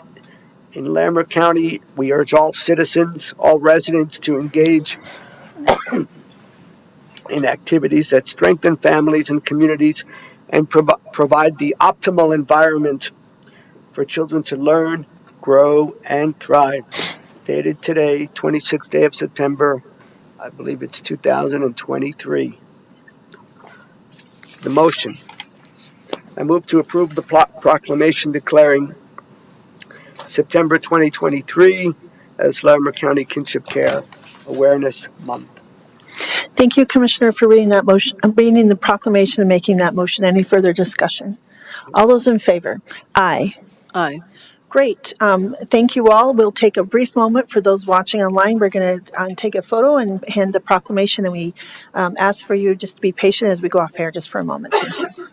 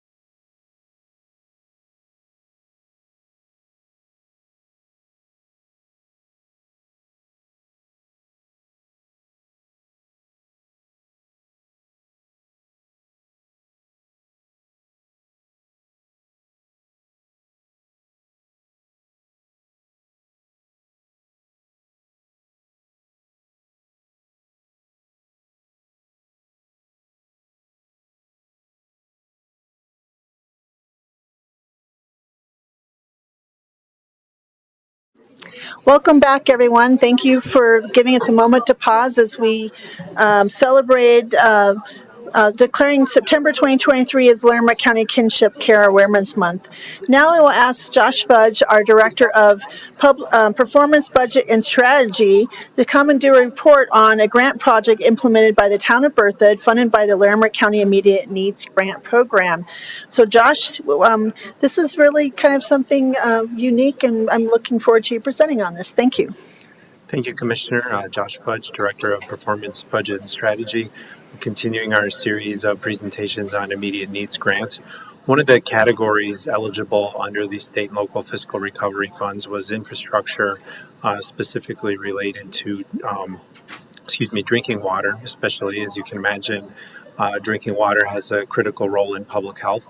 And so the town of Berthoud applied for and received a grant for $35,000 towards the purchase of a sonic water buoy that will prevent algae blooms in one of their reservoirs. And that's about all the technical details I can describe. And for the rest, I will turn it over to Ken Matthews from the town of Berthoud. Thank you, Josh. Welcome, Ken. Why don't you identify yourself and thank you for being here today. So I'm Ken Matthews. I am the Water Utilities Director for the town. I've been with the town for about 2 years, and I've come bringing gratitude from the town for this grant that we received for this piece of equipment. Berthoud is a little bit unique in that there's a lot of growth. With growth comes a lot of money. However, we have a ton of needs as the growth has kind of outpaced where our infrastructure is at. One of the issues that we've had, Berthoud has been kind of notorious in the past for having funky smelling, tasting, drinking water. And one of the reasons is we receive our water from Carter Lake, but it is stored in Berthoud Reservoir right there by Highway 287 as it kind of meanders through town. Anyway, our problem is a outbreak of algae, and which is the main cause for that. And so so we went out looking for solutions, of which this grant was critical in facilitating. The goal was to a cost-effective solution. We needed to prevent the algae blooms. One of the other factors that is a problem for us is the reservoir receives a lot of urban storm water, and I'm sure you've heard about how it can be all laden with nutrients and stuff like that. That's causing to the problems. So we're looking for a cost-effective solution that's not real energy intensive.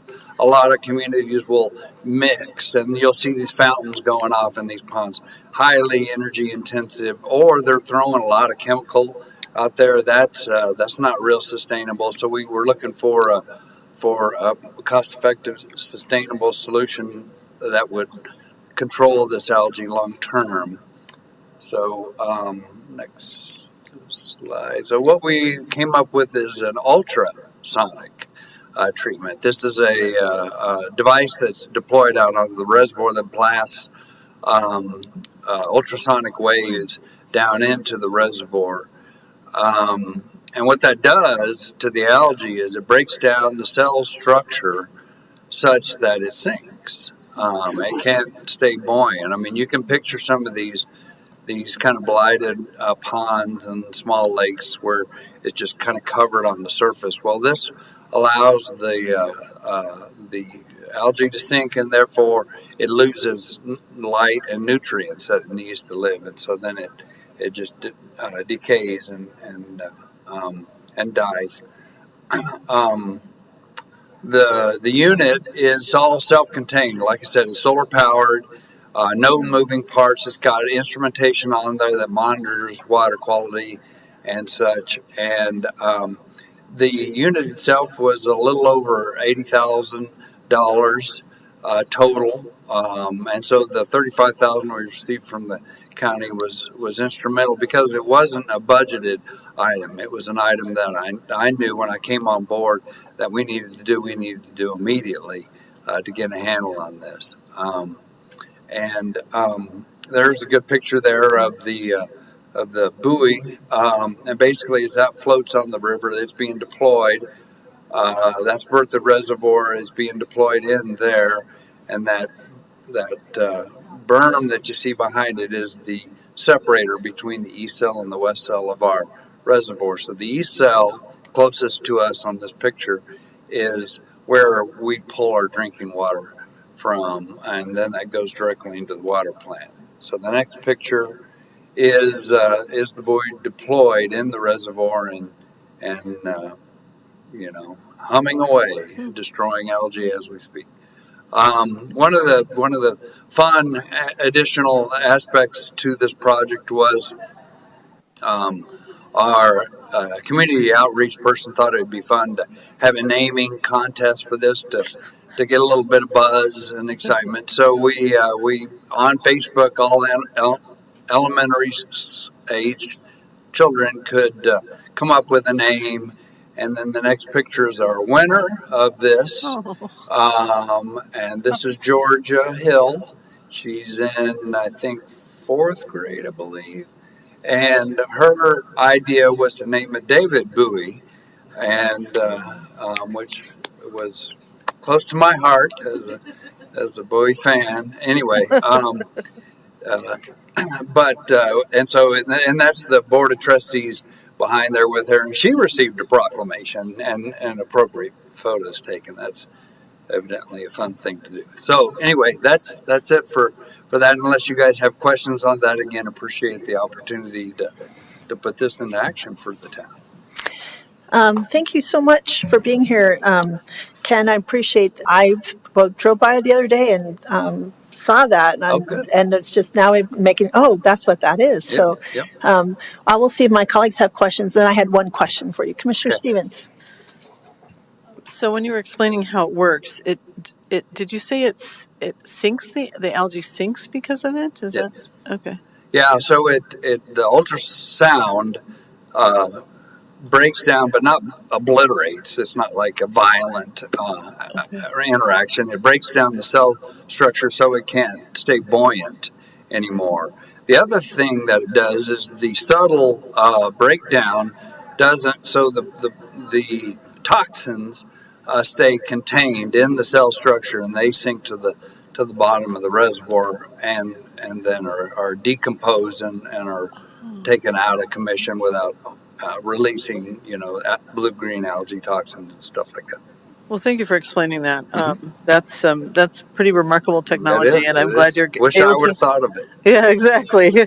Well, I'm glad you're able to employ it, and certainly a good use of the dollars. So thank you for explaining how you use that. And clean drinking water is essential to all our communities. So a really good use of money. I appreciate that. I have seen David Bowie in concert. I have not seen David Bowie, and so I will hopefully get to stop by and take a look and admire what's being done on your reservoir. But thank you. One thing to make note of is, and this is a side liability, I guess, with that is those two cells that I talked about. The E cell that we take our water from is noticeably cleaner. I mean, you can look and see the bottom, and the problem is it's all fenced off. Well, we can't keep the fishermen out of the E cell. You're supposed to stay over on the west side. Well, they don't want to fish over on the west side. It's cruddy. So, but that's a first world problem, I guess. Yeah, well, we're happy to make it less cruddy in the drinking world, drinking water world. Thank you. Mm-hmm. Thank you, Commissioner Stevens. Commissioner Kofalis, do you have comments or questions? Yes, I do. First of all, thank you very much, Ken, for your presentation. It's quite interesting. I have two questions. My first question is, given that other communities, certainly in northern Colorado, have issues with algae blooms in their water supplies, why aren't more communities deploying this kind of technology, or are they? So do you want to ask your second question for next? Oh, sure, why not? Okay. What is my my second question is, I'm curious, that particular piece of equipment that you showed us, how much what's the size of a reservoir or water body that it can actually control the algae that the way you described it? How many acres, or do you need to, if it's a big reservoir, do you need to deploy two of those? So those two questions in there. Yeah. So the first question is pretty new technology. The word is getting out. Actually, I think we've toured 3 utilities to look at ours. I know there's one deployed in Johnstown and in Louisville. They have one, and so it's getting some momentum.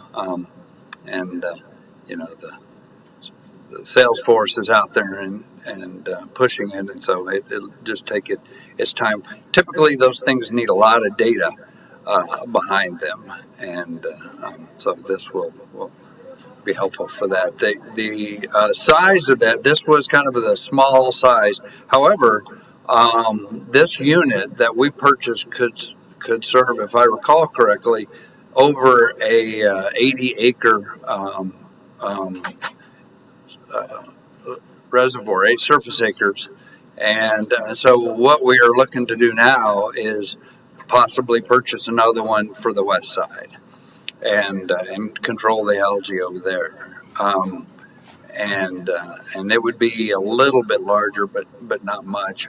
So it's a lot of that. So if you drive Carpenter Road and that curve around the reservoir there by the South Fort Collins Sanitation District wastewater plant to the west of Windsor, there you see these things sitting out there in the reservoir.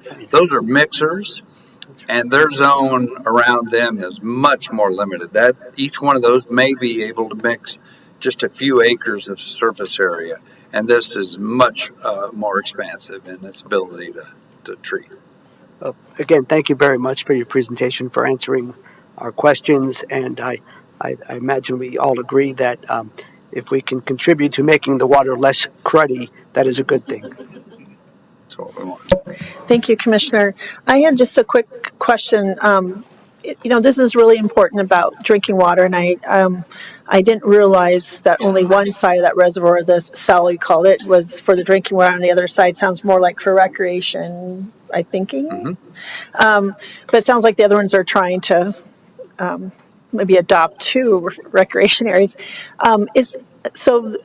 Drinking water is, of course, paramount. But I'm wondering also, as I understand, sometimes these algae blooms can be very toxic to pets and wildlife. And so is this also a benefit, or have you ever had any issues with the algae bloom impacting people that may be walking their dogs? And then if the other side looks more cruddy, as that's the word of the day, I guess, is that, so when is the timeline you think of maybe addressing that, and is that kind of something you have to warn your residents? Because I know that area is very much utilized by your residents for walking and fishing and things. I'm curious about that. Yeah, so there's 2 things that we're planning to do. First off, the west side and the east side are connected.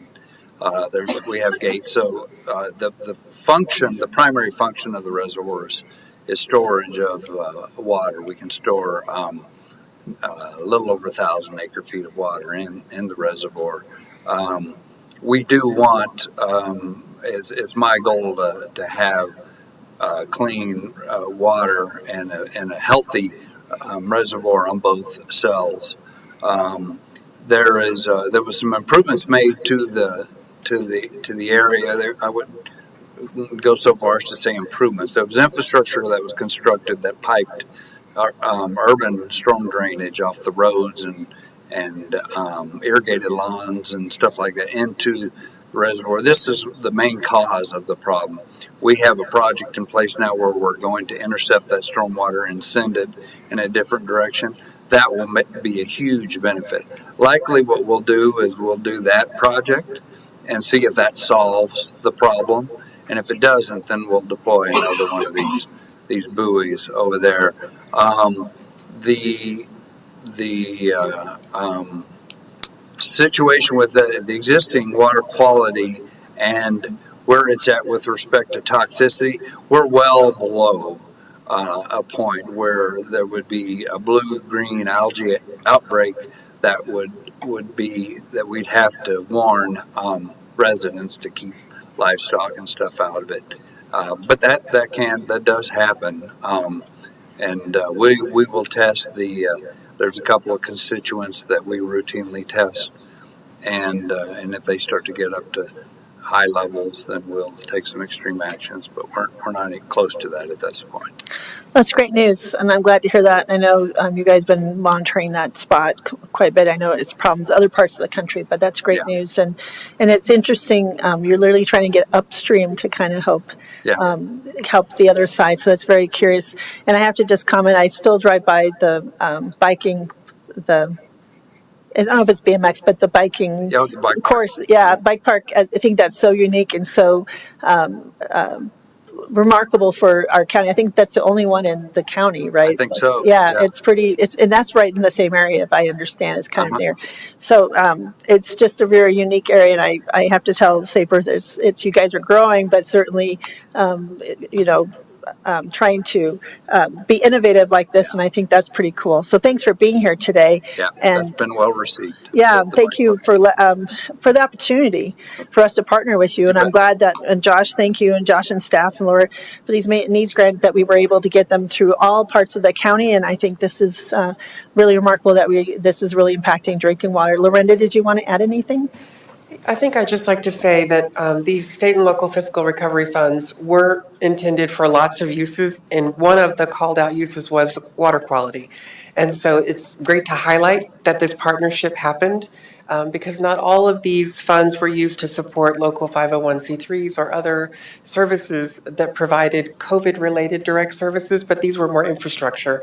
And so thank you for applying and using it in this way. It looks like it's a solar-powered device, and so it appears to be wise on many levels to deploy that kind of thing. So thank you for coming to talk about it. You bet. Well, thank you. Well, don't go off, because what we've done with all these spotlights, because this is a very unusual, is we take a photo op. We've done them for all the other ones. You don't get out of it. It is a requirement. They didn't warn you. Yeah, he did not warn you, and that's for good reason. So we're going to take a quick picture, and we'll be right back in a few minutes, but we like to highlight these so folks can see how we spent their hard-earned tax money. Thank you. You bet.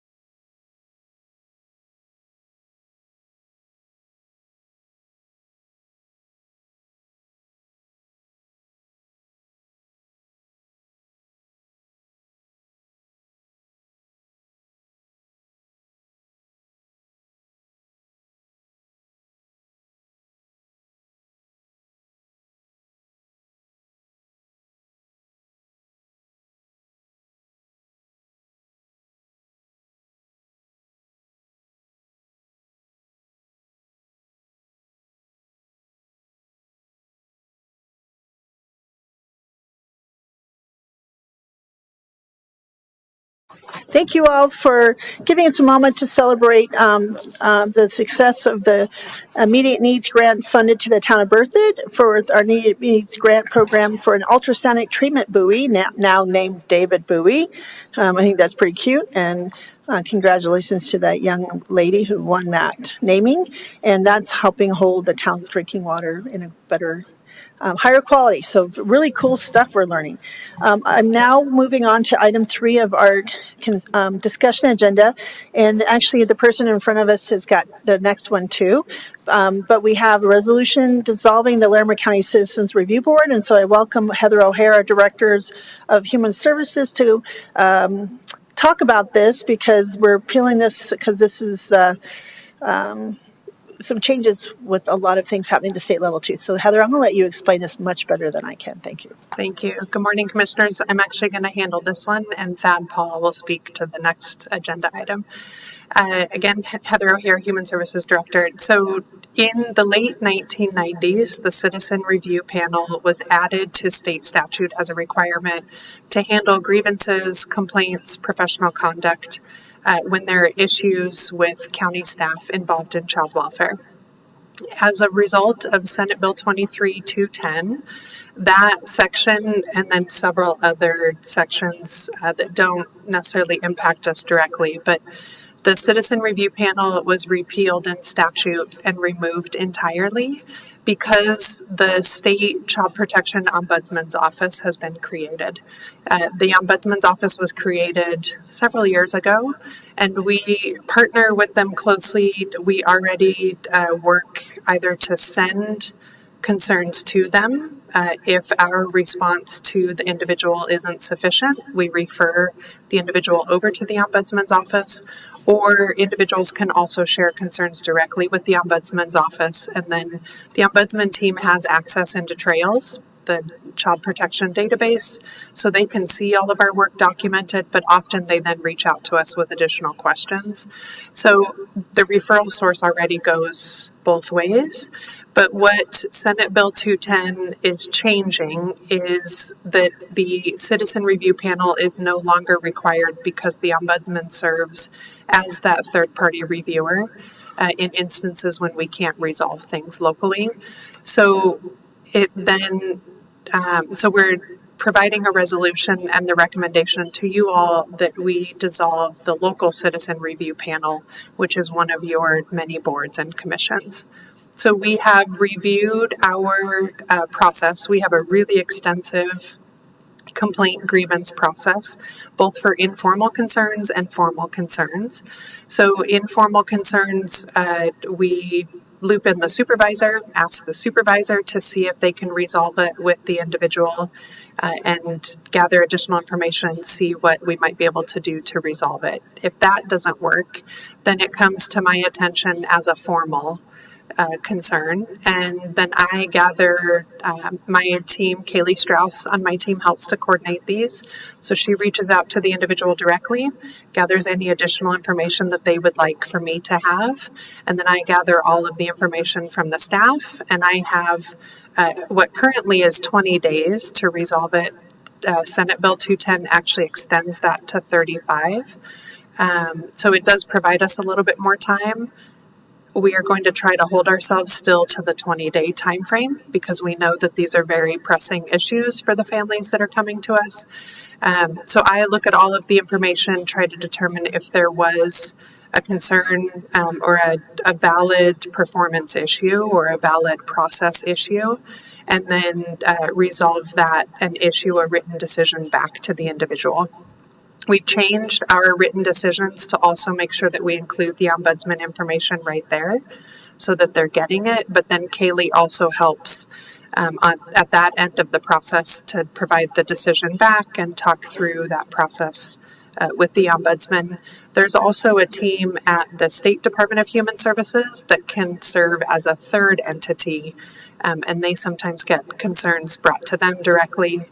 So there are multiple pathways that the Citizen Review Panel really isn't needed anymore. The Citizen Review Panel locally has only met once in the last 10 years. So the process that we have is able to resolve many of these. A lot of times it is not a performance concern. It's trying to help the family understand a very technical and sometimes bureaucratic process. So there's a lot of additional communication and information that's provided as we try to resolve their concerns. Happy to answer any questions you might have. Thank you for Heather for explaining that. It's very complex, and I guess I appreciate the information about we've only used this Citizen Review Plan once in 10 years. That's maybe some good news too, that we're able to resolve this at a different level. So I will ask my colleagues if they have questions. Commissioner Stevens? Yeah, so I served on this board before I was an elected official. And so I was part of the group that met the one time. And and it's because you were largely able to, or almost always able to, resolve that, internally. And so we had one case, and it was so rare that we had to actually have before we had the hearing, we had to have like a refresher on what our board was supposed to do. But I'm certainly glad that it's something we don't have to. I mean, it's hard to get people to be on a board when they meet so infrequently. So that was a real challenge with this too.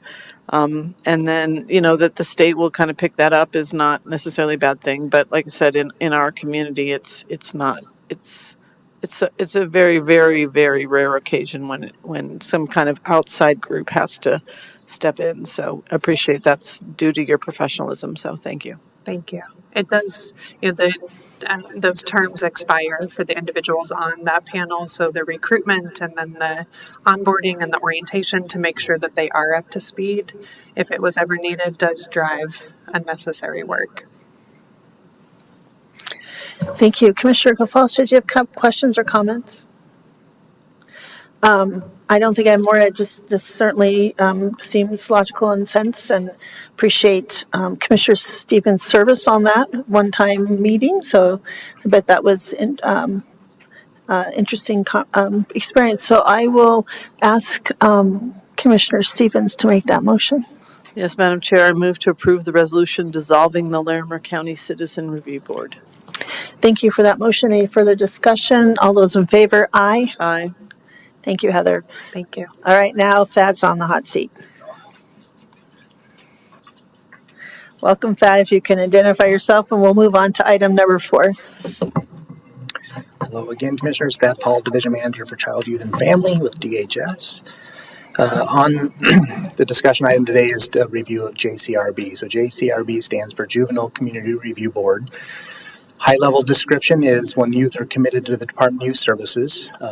So they are on probation. They, for whatever reason, they can't be maintained on probation, and then the courts order them sentenced to the Department of Youth Services, which in essence is the juvenile prison system, for a lack of a better way to describe it.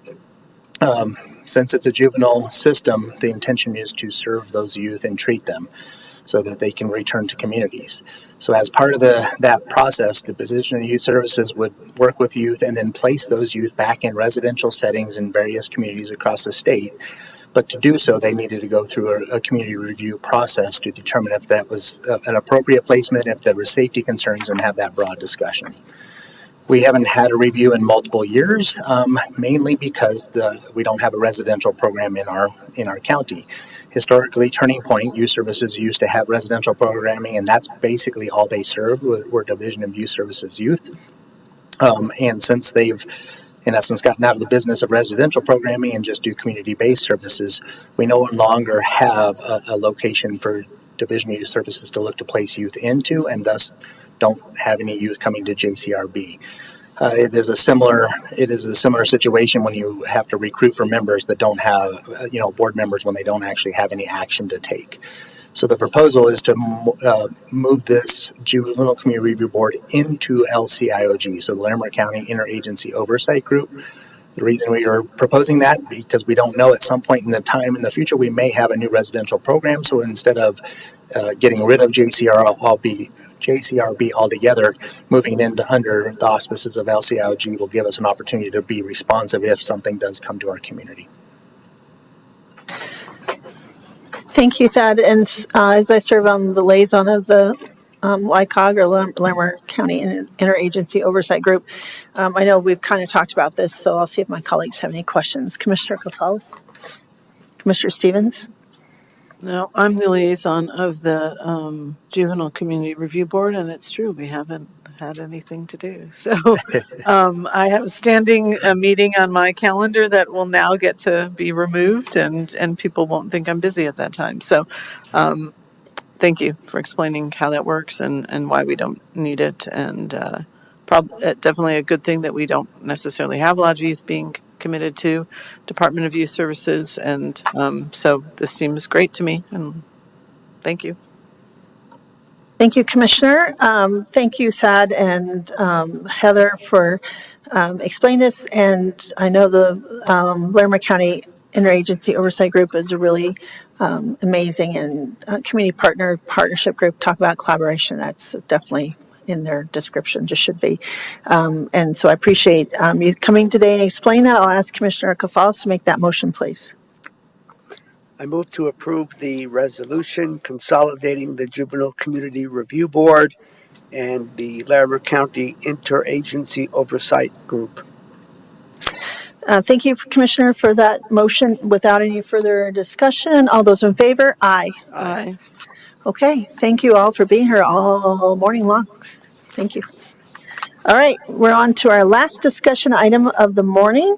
We will conduct a public hearing and request approval of a resolution that will extend the effectual date of the Larimer County Weed District to December 31st, 2033. And I think Casey's going to kick this off, but we should have Frank Howell come up. Maybe Frank, you want to come up and explain this is kind of unusual and different because we actually said we're holding a public hearing before Casey starts. Could you go ahead and explain kind of what we're doing here today, Frank? Thank you.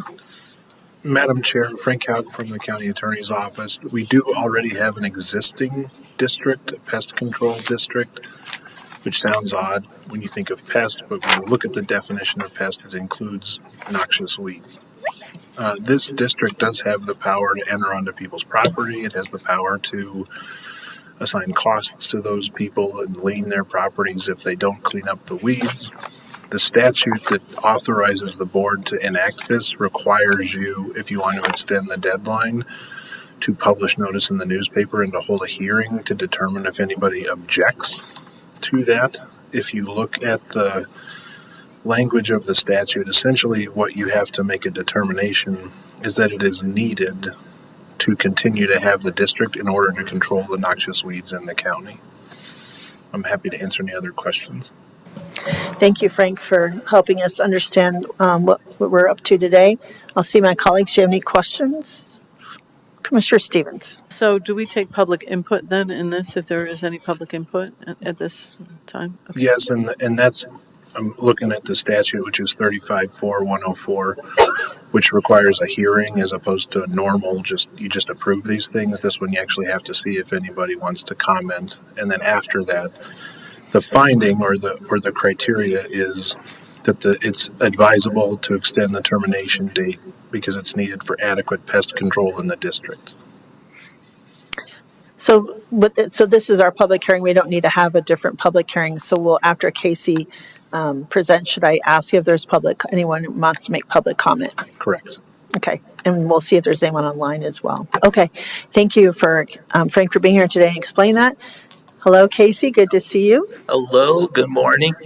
I'm Casey Cisneros, Land Stewardship Manager with the Natural Resources Department. And today we're going to talk about extending the effective date of the Larimer County Weed District.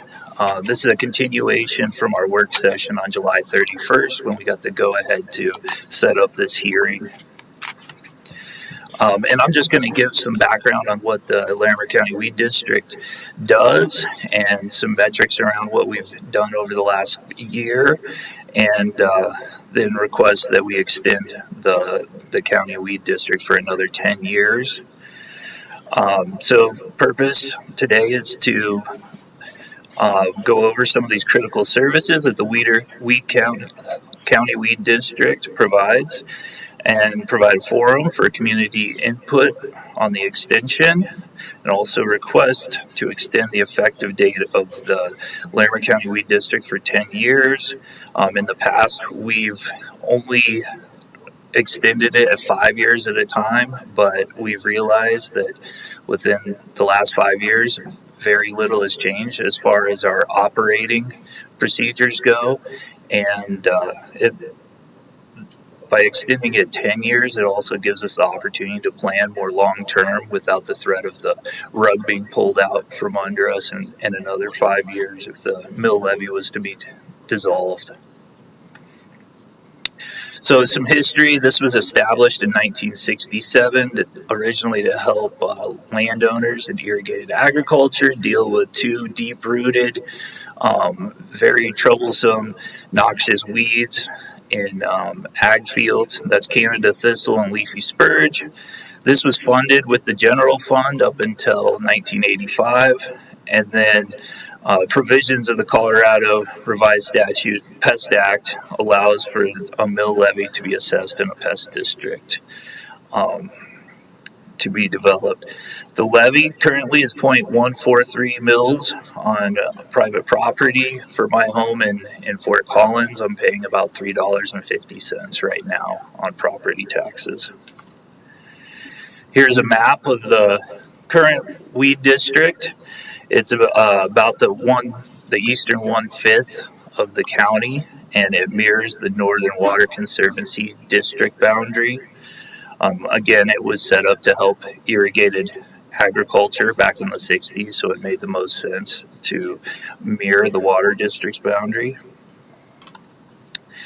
And the services we provide with the County Weed District is education and outreach. We do site visits with private landowners. We provide printed material and also web-based material. We do presentations to various HOA groups, road associations, or other interested individuals. We have a cost share program that shares a cost of herbicide and labor when a private landowner manages weeds or hires somebody to manage weeds on their property. We have herbicide sales out of our office where we break down the herbicide into smaller quantities to sell to landowners who may not need a full jug of herbicide. This is a great service because then they can just use what they need rather than keeping it around for years. Trying to use it. We also use this mill levy to pay for right-of-way noxious weed management along the right-of-ways within the weed district, and then outside of the weed district, road and bridge dollars pay for that same noxious weed management. And then lastly, we perform Noxious Weed Act compliance, and this involves inspections of noxious weed complaints, and then sending courtesy and enforcement letters subsequently. And finally, if need be, we will go on to private lands and conduct enforcement actions if the issues are not addressed in a timely manner.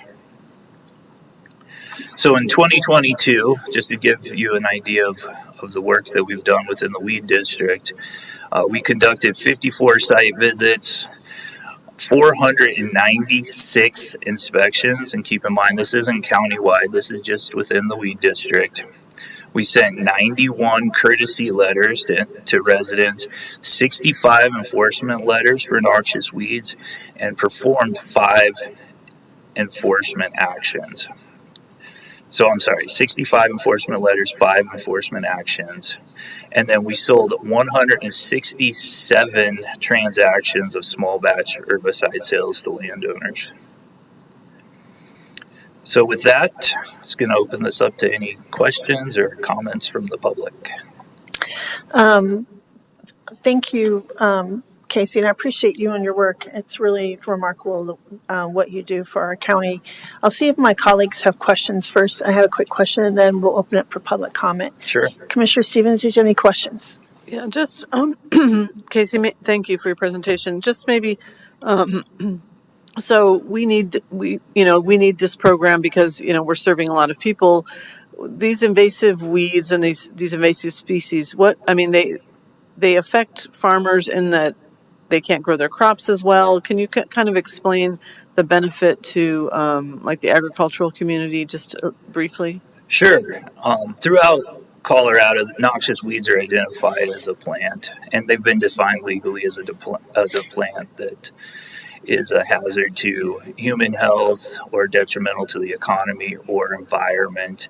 In the case of agriculture, it is detrimental to the economics of growing crops. And so I think one of the best examples today is in organic agriculture, when you have these deep-rooted perennial plants and you're not willing to apply herbicides as as other farmers do in their fields, then it cuts into your bottom line. It means more labor out in the field, paying people to pull weeds, mow weeds, and also the associated losses within those crop systems.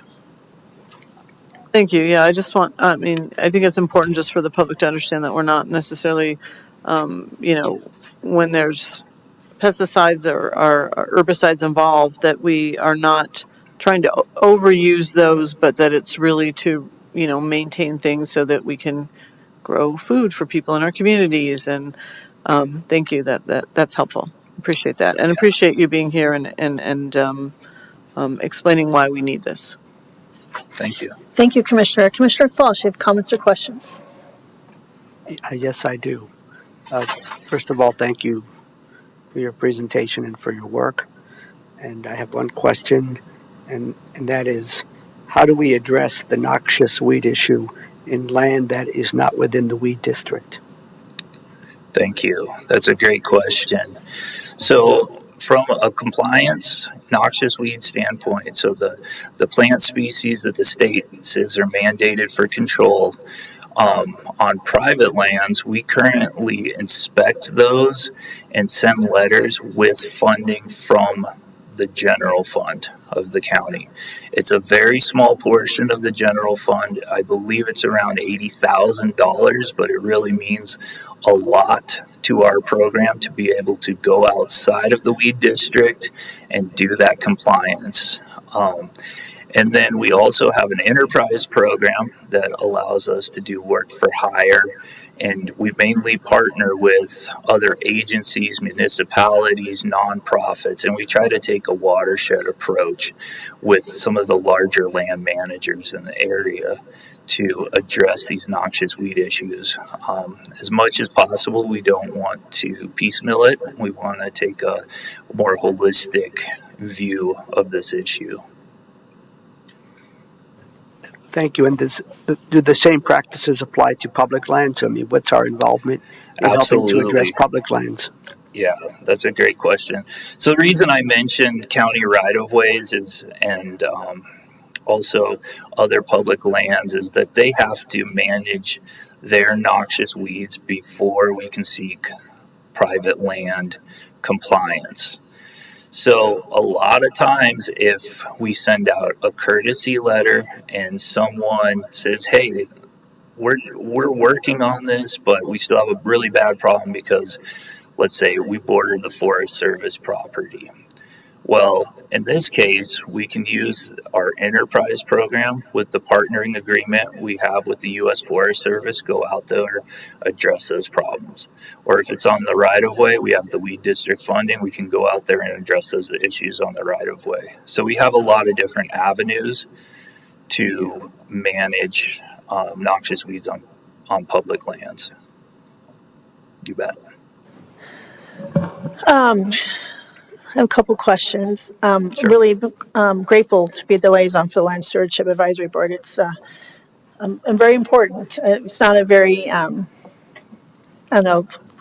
sparkly, shiny thing, but this is really important for a lot of reasons for our biodiversity in our county. Also, some of these noxious weeds and invasive weeds, especially the leafy spurge, which is almost getting up there with my disdain for bindweed, since I have property. And as I understand it, they can really choke out other plants that are native and shading other plants and then really soaking up a lot of the water. And then is it true that leafy spurge can also kind of put a toxin into some of the soil to kind of keep other native plants from thriving?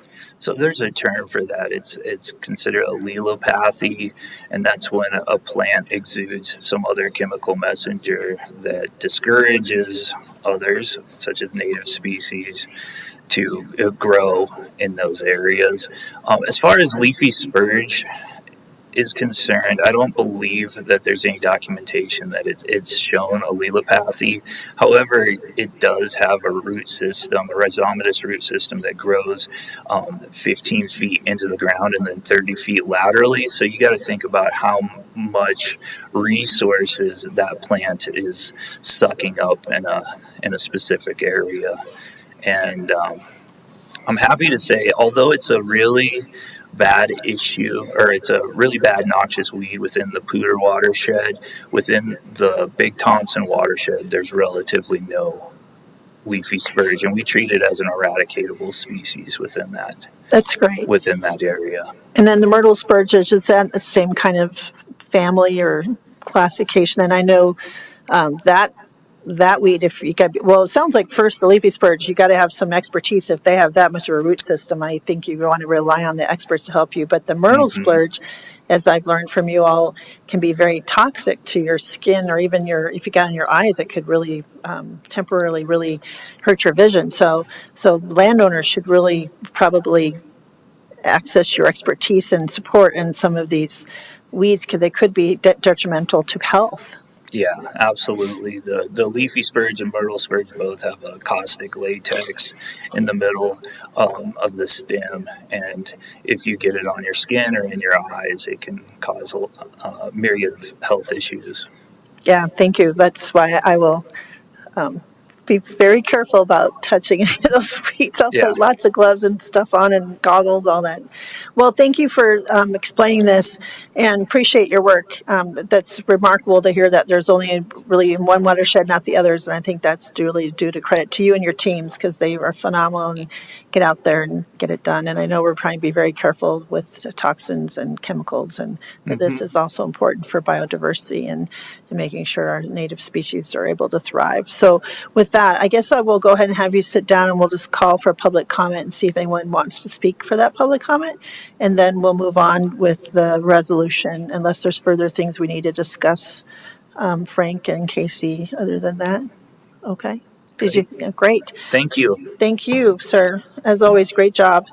So I will now open public comment for this item, which is a public hearing for the request for approval of a resolution that will extend the effectual date of the Larimer County Weed District to December 31st, 2033. So I will open that now for anyone in the room who would like to make public comment.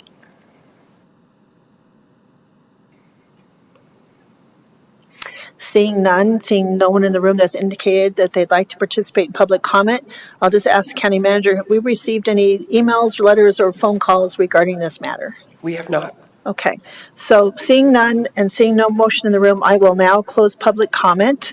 And County Attorney, our Assistant County Attorney, will go ahead and make the motion then and go forward. So I will ask Commissioner Stevens to make that motion, please. Yeah, thank you, Madam Chair. I move to approve the resolution to extend the termination date of the Larimer County Pest Control District until December 31st, 2033. Thank you for making that motion. Any further discussion? All those in favor? Aye. Aye. Well, thank you very much, and thank you all for your work and bringing this to the matters so we can continue to do the great work that you do. So thank you all for those discussion items. We'll move on now to the county manager update. Thank you for DNR and county attorneys being here. And thank you, Casey. Thank you, commissioners. I will keep it brief. I know we did a lot of the same things. One of the most exciting things was the ribbon cutting at the Behavioral Health Longview campus on Friday. I will leave that to you all to talk about, because I know you have many things to say about it. It was wonderful to see so many people celebrate the opening of that facility, which will see its first patients early December. So in the meantime, staff will work to get the building set up for that and get all the accreditation complete. And I understand that Summit Stone is working on hiring. They've got 75% of staff hired for that December 1 opening, so they're on track. Thank you, Lorenda. Appreciate all your work. Colleagues, do you have any questions for Lorenda? Okay, we'll start with our commissioner reports, and I'll ask Commissioner Stevens to start with our reports today.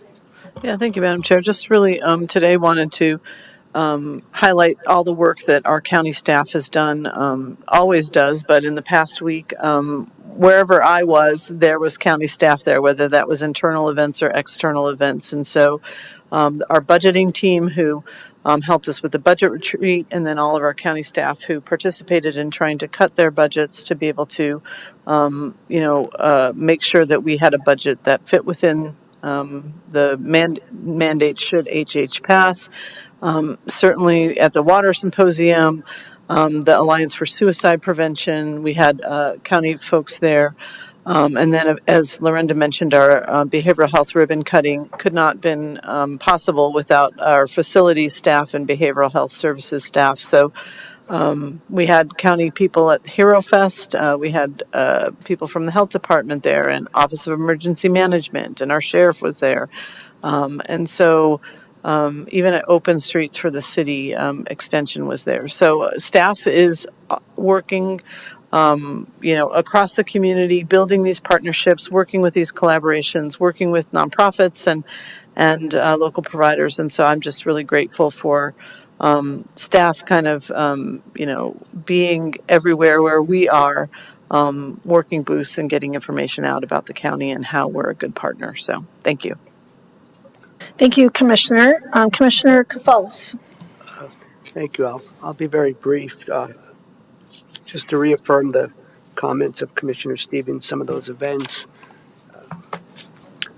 I'll just mention the Veterans Together group. They meet typically once a month on the second Wednesday here in the county building. And it's run by a volunteer, an Air Force veteran, I believe. And again, a lot of collaboration there. Folks in the VA, the Healing Warriors program, as well as the State Department of Labor and Employment that focuses on veteran outreach. And I would quickly mention that I believe October 4th, which is next week, at Front Range Community College, there is a resource fair targeting veterans to get information and resources. And then I'll just mention that, September 15th to October 15th is Hispanic Heritage Month, and there have been lots of activities around the community. And one that I was able to at least partially attend was at City Hall. So want to give thanks to our municipal partners. There was a display, an art exhibit, a really unique thing called La Silla, or the chair, and then they did a proclamation afterwards. So all good things, a lot of good partnerships. Thank you. Thank you, Commissioner, and I appreciate you bringing it up. That was one item I was going to talk about as well, but I'll start back on Tuesday. And I agree with you, Commissioner Stevens. It seems everywhere we go, there's staff, and they did a lot of work last week in a lot of ways. And I agree with you. You're right. We show up, and they're there, and they have the booth, and they've been engaging folks and helping spread information and engage folks with all the services and items that we do. I also attended the Latinx Hispanic Heritage Month Proclamation and Art Show. I went more towards the beginning of it to kind of engage with the art and talk to a lot of our leaders. I want to give a shout out to Yamil Alfaro, who created this series, the chair, and it really was a great collection of Northern Colorado women and their biographies detailing their stories and contributions to our community, and there were some great stories. And Yamil used the chair as a symbol of our commonality and of our humanity, and so I just wanted to thank her for letting me sit in the chair and take a picture with her, along with Claudia Menendez, and I appreciate their wonderful engagement, and it was really unique and fun to celebrate with that, and there was a lot of great folks from the community. I had a chance to talk with State Senator Marchman last week, and had a nice meeting with her and discussing some of the bills going forward that she's looking at introducing, and we had an opportunity to engage with some folks in the Loveland community by accident who walked by our meeting, and so it was great to kind of connect and discuss about our partnership between the county and state legislature. I appreciate staff, Josh, Lorenda, Matthew, Alex, Lori Kadrich. We had a big budget retreat, and this is kind of after weeks and months and hours of work by Lorenda and Lori and Josh and Matthew and Alex, and the work with all of our department heads and departments as they go through the cycle every year. They work very hard on their budgets, so look for innovative ways to cut funding or cut in their budgets and find better ways to be good stewards of our taxpayer money. And with the looming possibility of HH passing and having some detrimental effects to our budget, I really want to thank staff for their openness and willingness to look at these and to really provide a lot of service proposals too, just in case if we ever find funding, there's some needs that are needed, as well as making these cuts. I know that wasn't easy. I know a lot of them, it was very sad to have to offer some of these cuts of very important and impactful programs in our county. And I just appreciate the partnership and the collaboration and how you handle that, Lorenda, with the teams that they get to sit down and have these talks and talk about this. And then we have this really important long decision and talks together. And that budget retreat was, I thought was well done, and we had a chance to talk about, potential things for our budget upcoming. I want to thank Commissioner Stevens for kind of stewarding the water symposium. I enjoyed attending that last week, and it was in the Loveland. It was really focused on agriculture, as you said, and that we had some great speakers. Were really engaging and fun to listen to, and I really want to thank the CSU Water Center and all the partners who participated. It was very informative, and really grateful for the work, and the staff put a lot of tremendous work into that, and it was really a lot of fun. We had, it was a busy week last week with a lot of things for behavioral health, but first I had some meetings up in Estes with constituents, and I had my common grounds in Estes Park, and it was interesting to hear from Estes Park. There's a lot of community engagement. A lot of these questions surrounded stormwater and land use and wildlife habitats. And one thing loud and clear was a lot of the residents in the Estes Valley and the town of Estes want to really encourage and advocate for a strong relationship between the town of Estes and Larimer County. And they have a lot of faith and trust in Larimer County, and that was very clear, and I appreciate everyone's engagement. And so that was a lot of fun. I also attended the NACO Rural Action Caucus meeting. I won't go into too many details. A lot of it is talking about certain possible federal legislation, and then also they talked about the potential, how this affects the USDA and some of the things happening with potential federal shutdown this week, and that was a lot of things on people's minds. It was interesting. I think Commissioner Stevens, I both attended the Colorado County's Commissioners and Counties Acting Together ad hoc meeting as we get ready for the next legislative session. And I appreciate Shane Atkinson and others who are helping us navigate that space. There's a lot of meetings, a lot of times we can't be there, and to take notes and help us kind of keep up with all the activities that are happening. And it was fun to attend the Lifesavers Gala. For the fundraiser for the Alliance for Suicide Prevention, which is a very important organization. I want to thank Scott Smith, who is the outgoing executive director. He's moving back to Durango, and he's done a great job the last few years. He's been phenomenal to grow that organization. But one thing he has done is he's joined Imagine Zero and some of the folks in other organizations, and they have combined together for this really strong coalition and this alliance, and they've done some amazing work. If you look at the mural down here off of Oak Street and some of the things that they're doing, they helped us with our QPR training and Narcan training around the county, especially in the month of May, when I asked them to come to so many things that did make some impact. I don't know if they understand. Even one more person learned how to save a life, and that made a difference in the world of someone very importantly, and I think that's amazing work. I want to thank Kim Moeller. It's now Kim Moeller. She is now going to be the acting executive director. I congratulate her along with Rachel Olson, who's going to be the deputy director, and they'll be a phenomenal team. Kim Moeller alone, internationally and nationally, has taught over 50,000 suicide prevention trainings, and I thought that was pretty outstanding. So I wish them both the best, and it was great to be there with staff and celebrate the work that they do. And of course, Friday morning, just our amazing ribbon cutting. I want to thank the Iron Family Dancers for creating such a meaningful and impactful event. It was heard from lots of people who found it very moving and really thought it was a moving ceremony. And then the members of the public and who came to tour along with the student leaders from the ASCSU Student Leadership Group at CSU campus came especially to come and tour and learn more. And we had a lot of law enforcement, providers, and also thanks to our Summit Stone Health partners for their partnership. I noted that when I walked through the building, there was some little notes back from our staff to their staff saying, hey, what a sweet partnership, what a great job. We're looking forward to working together.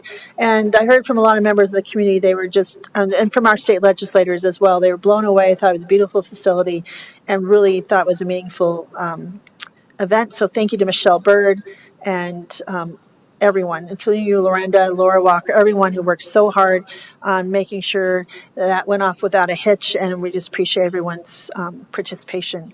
I wanted to, we had our LURA board meeting. I just wanted to inform my colleagues. I attended the LURA board meeting on Saturday morning at 8 o'clock, and they have scheduled, we did finally approve some new process and bylaws. I'll just leave that there. And they have scheduled a special October 10th LURA meeting to discuss changes to the agreement with potential, that we have not scheduled our meeting, but they are anticipating a county agreement or non-agreement. So I just wanted to share that with you. I got to do a little bit of time picking up some trash at our public lands. I had story time at the farmers market, thanks to all the people that run the farmers market, a very busy farmers market. And I thank Sheriff Fain and all the folks and staff that participated in Hero Fest. That was a lot of fun. It seemed like it was well attended and a lot of great times. I wanted to also, just real quick, I went to the Hearts and Horses Gala Saturday night, colleagues, and I wanted to tell you, I learned something new I wanted to make sure you're aware of. Hearts and Horses does a lot of, it's a nonprofit helping with horse therapy and community connections. I did not know that along with the group that they do with children with disabilities and intellectual and developmental disabilities and veterans with veterans program, those two programs, and they're also doing research now with some of the children's hospitals on why it works and how this is impacting kids' physiological responses. But I learned, and I wanted to share this with you, the wonderful work that they do with memory care and older adults with Alzheimer's and dementia. And I didn't realize the extensive program they do with that. So they're working and helping members in our community all the way from ages, from youth all the way to end of life. And I was really touched hearing some of the stories from those older adults who appreciated their spouses having some time with these horses. And they had two of the donkeys. I'll probably post a picture of my selfie with the little two donkeys, Paco and Levi. And thank you for Jan Polem and all the board and the amazing work that they do there. It was really impactful, and I was very touched. So that's all I wanted to share. There are lots of other things happening. And again, thank you to everyone who worked so hard to help us do our jobs and reach out in the community and provide services to our wonderful Larimer County. So with that, I don't think we have much else. We have nothing else on the agenda. We don't have any legal matters. So at 11:37, we are adjourned. Thank you.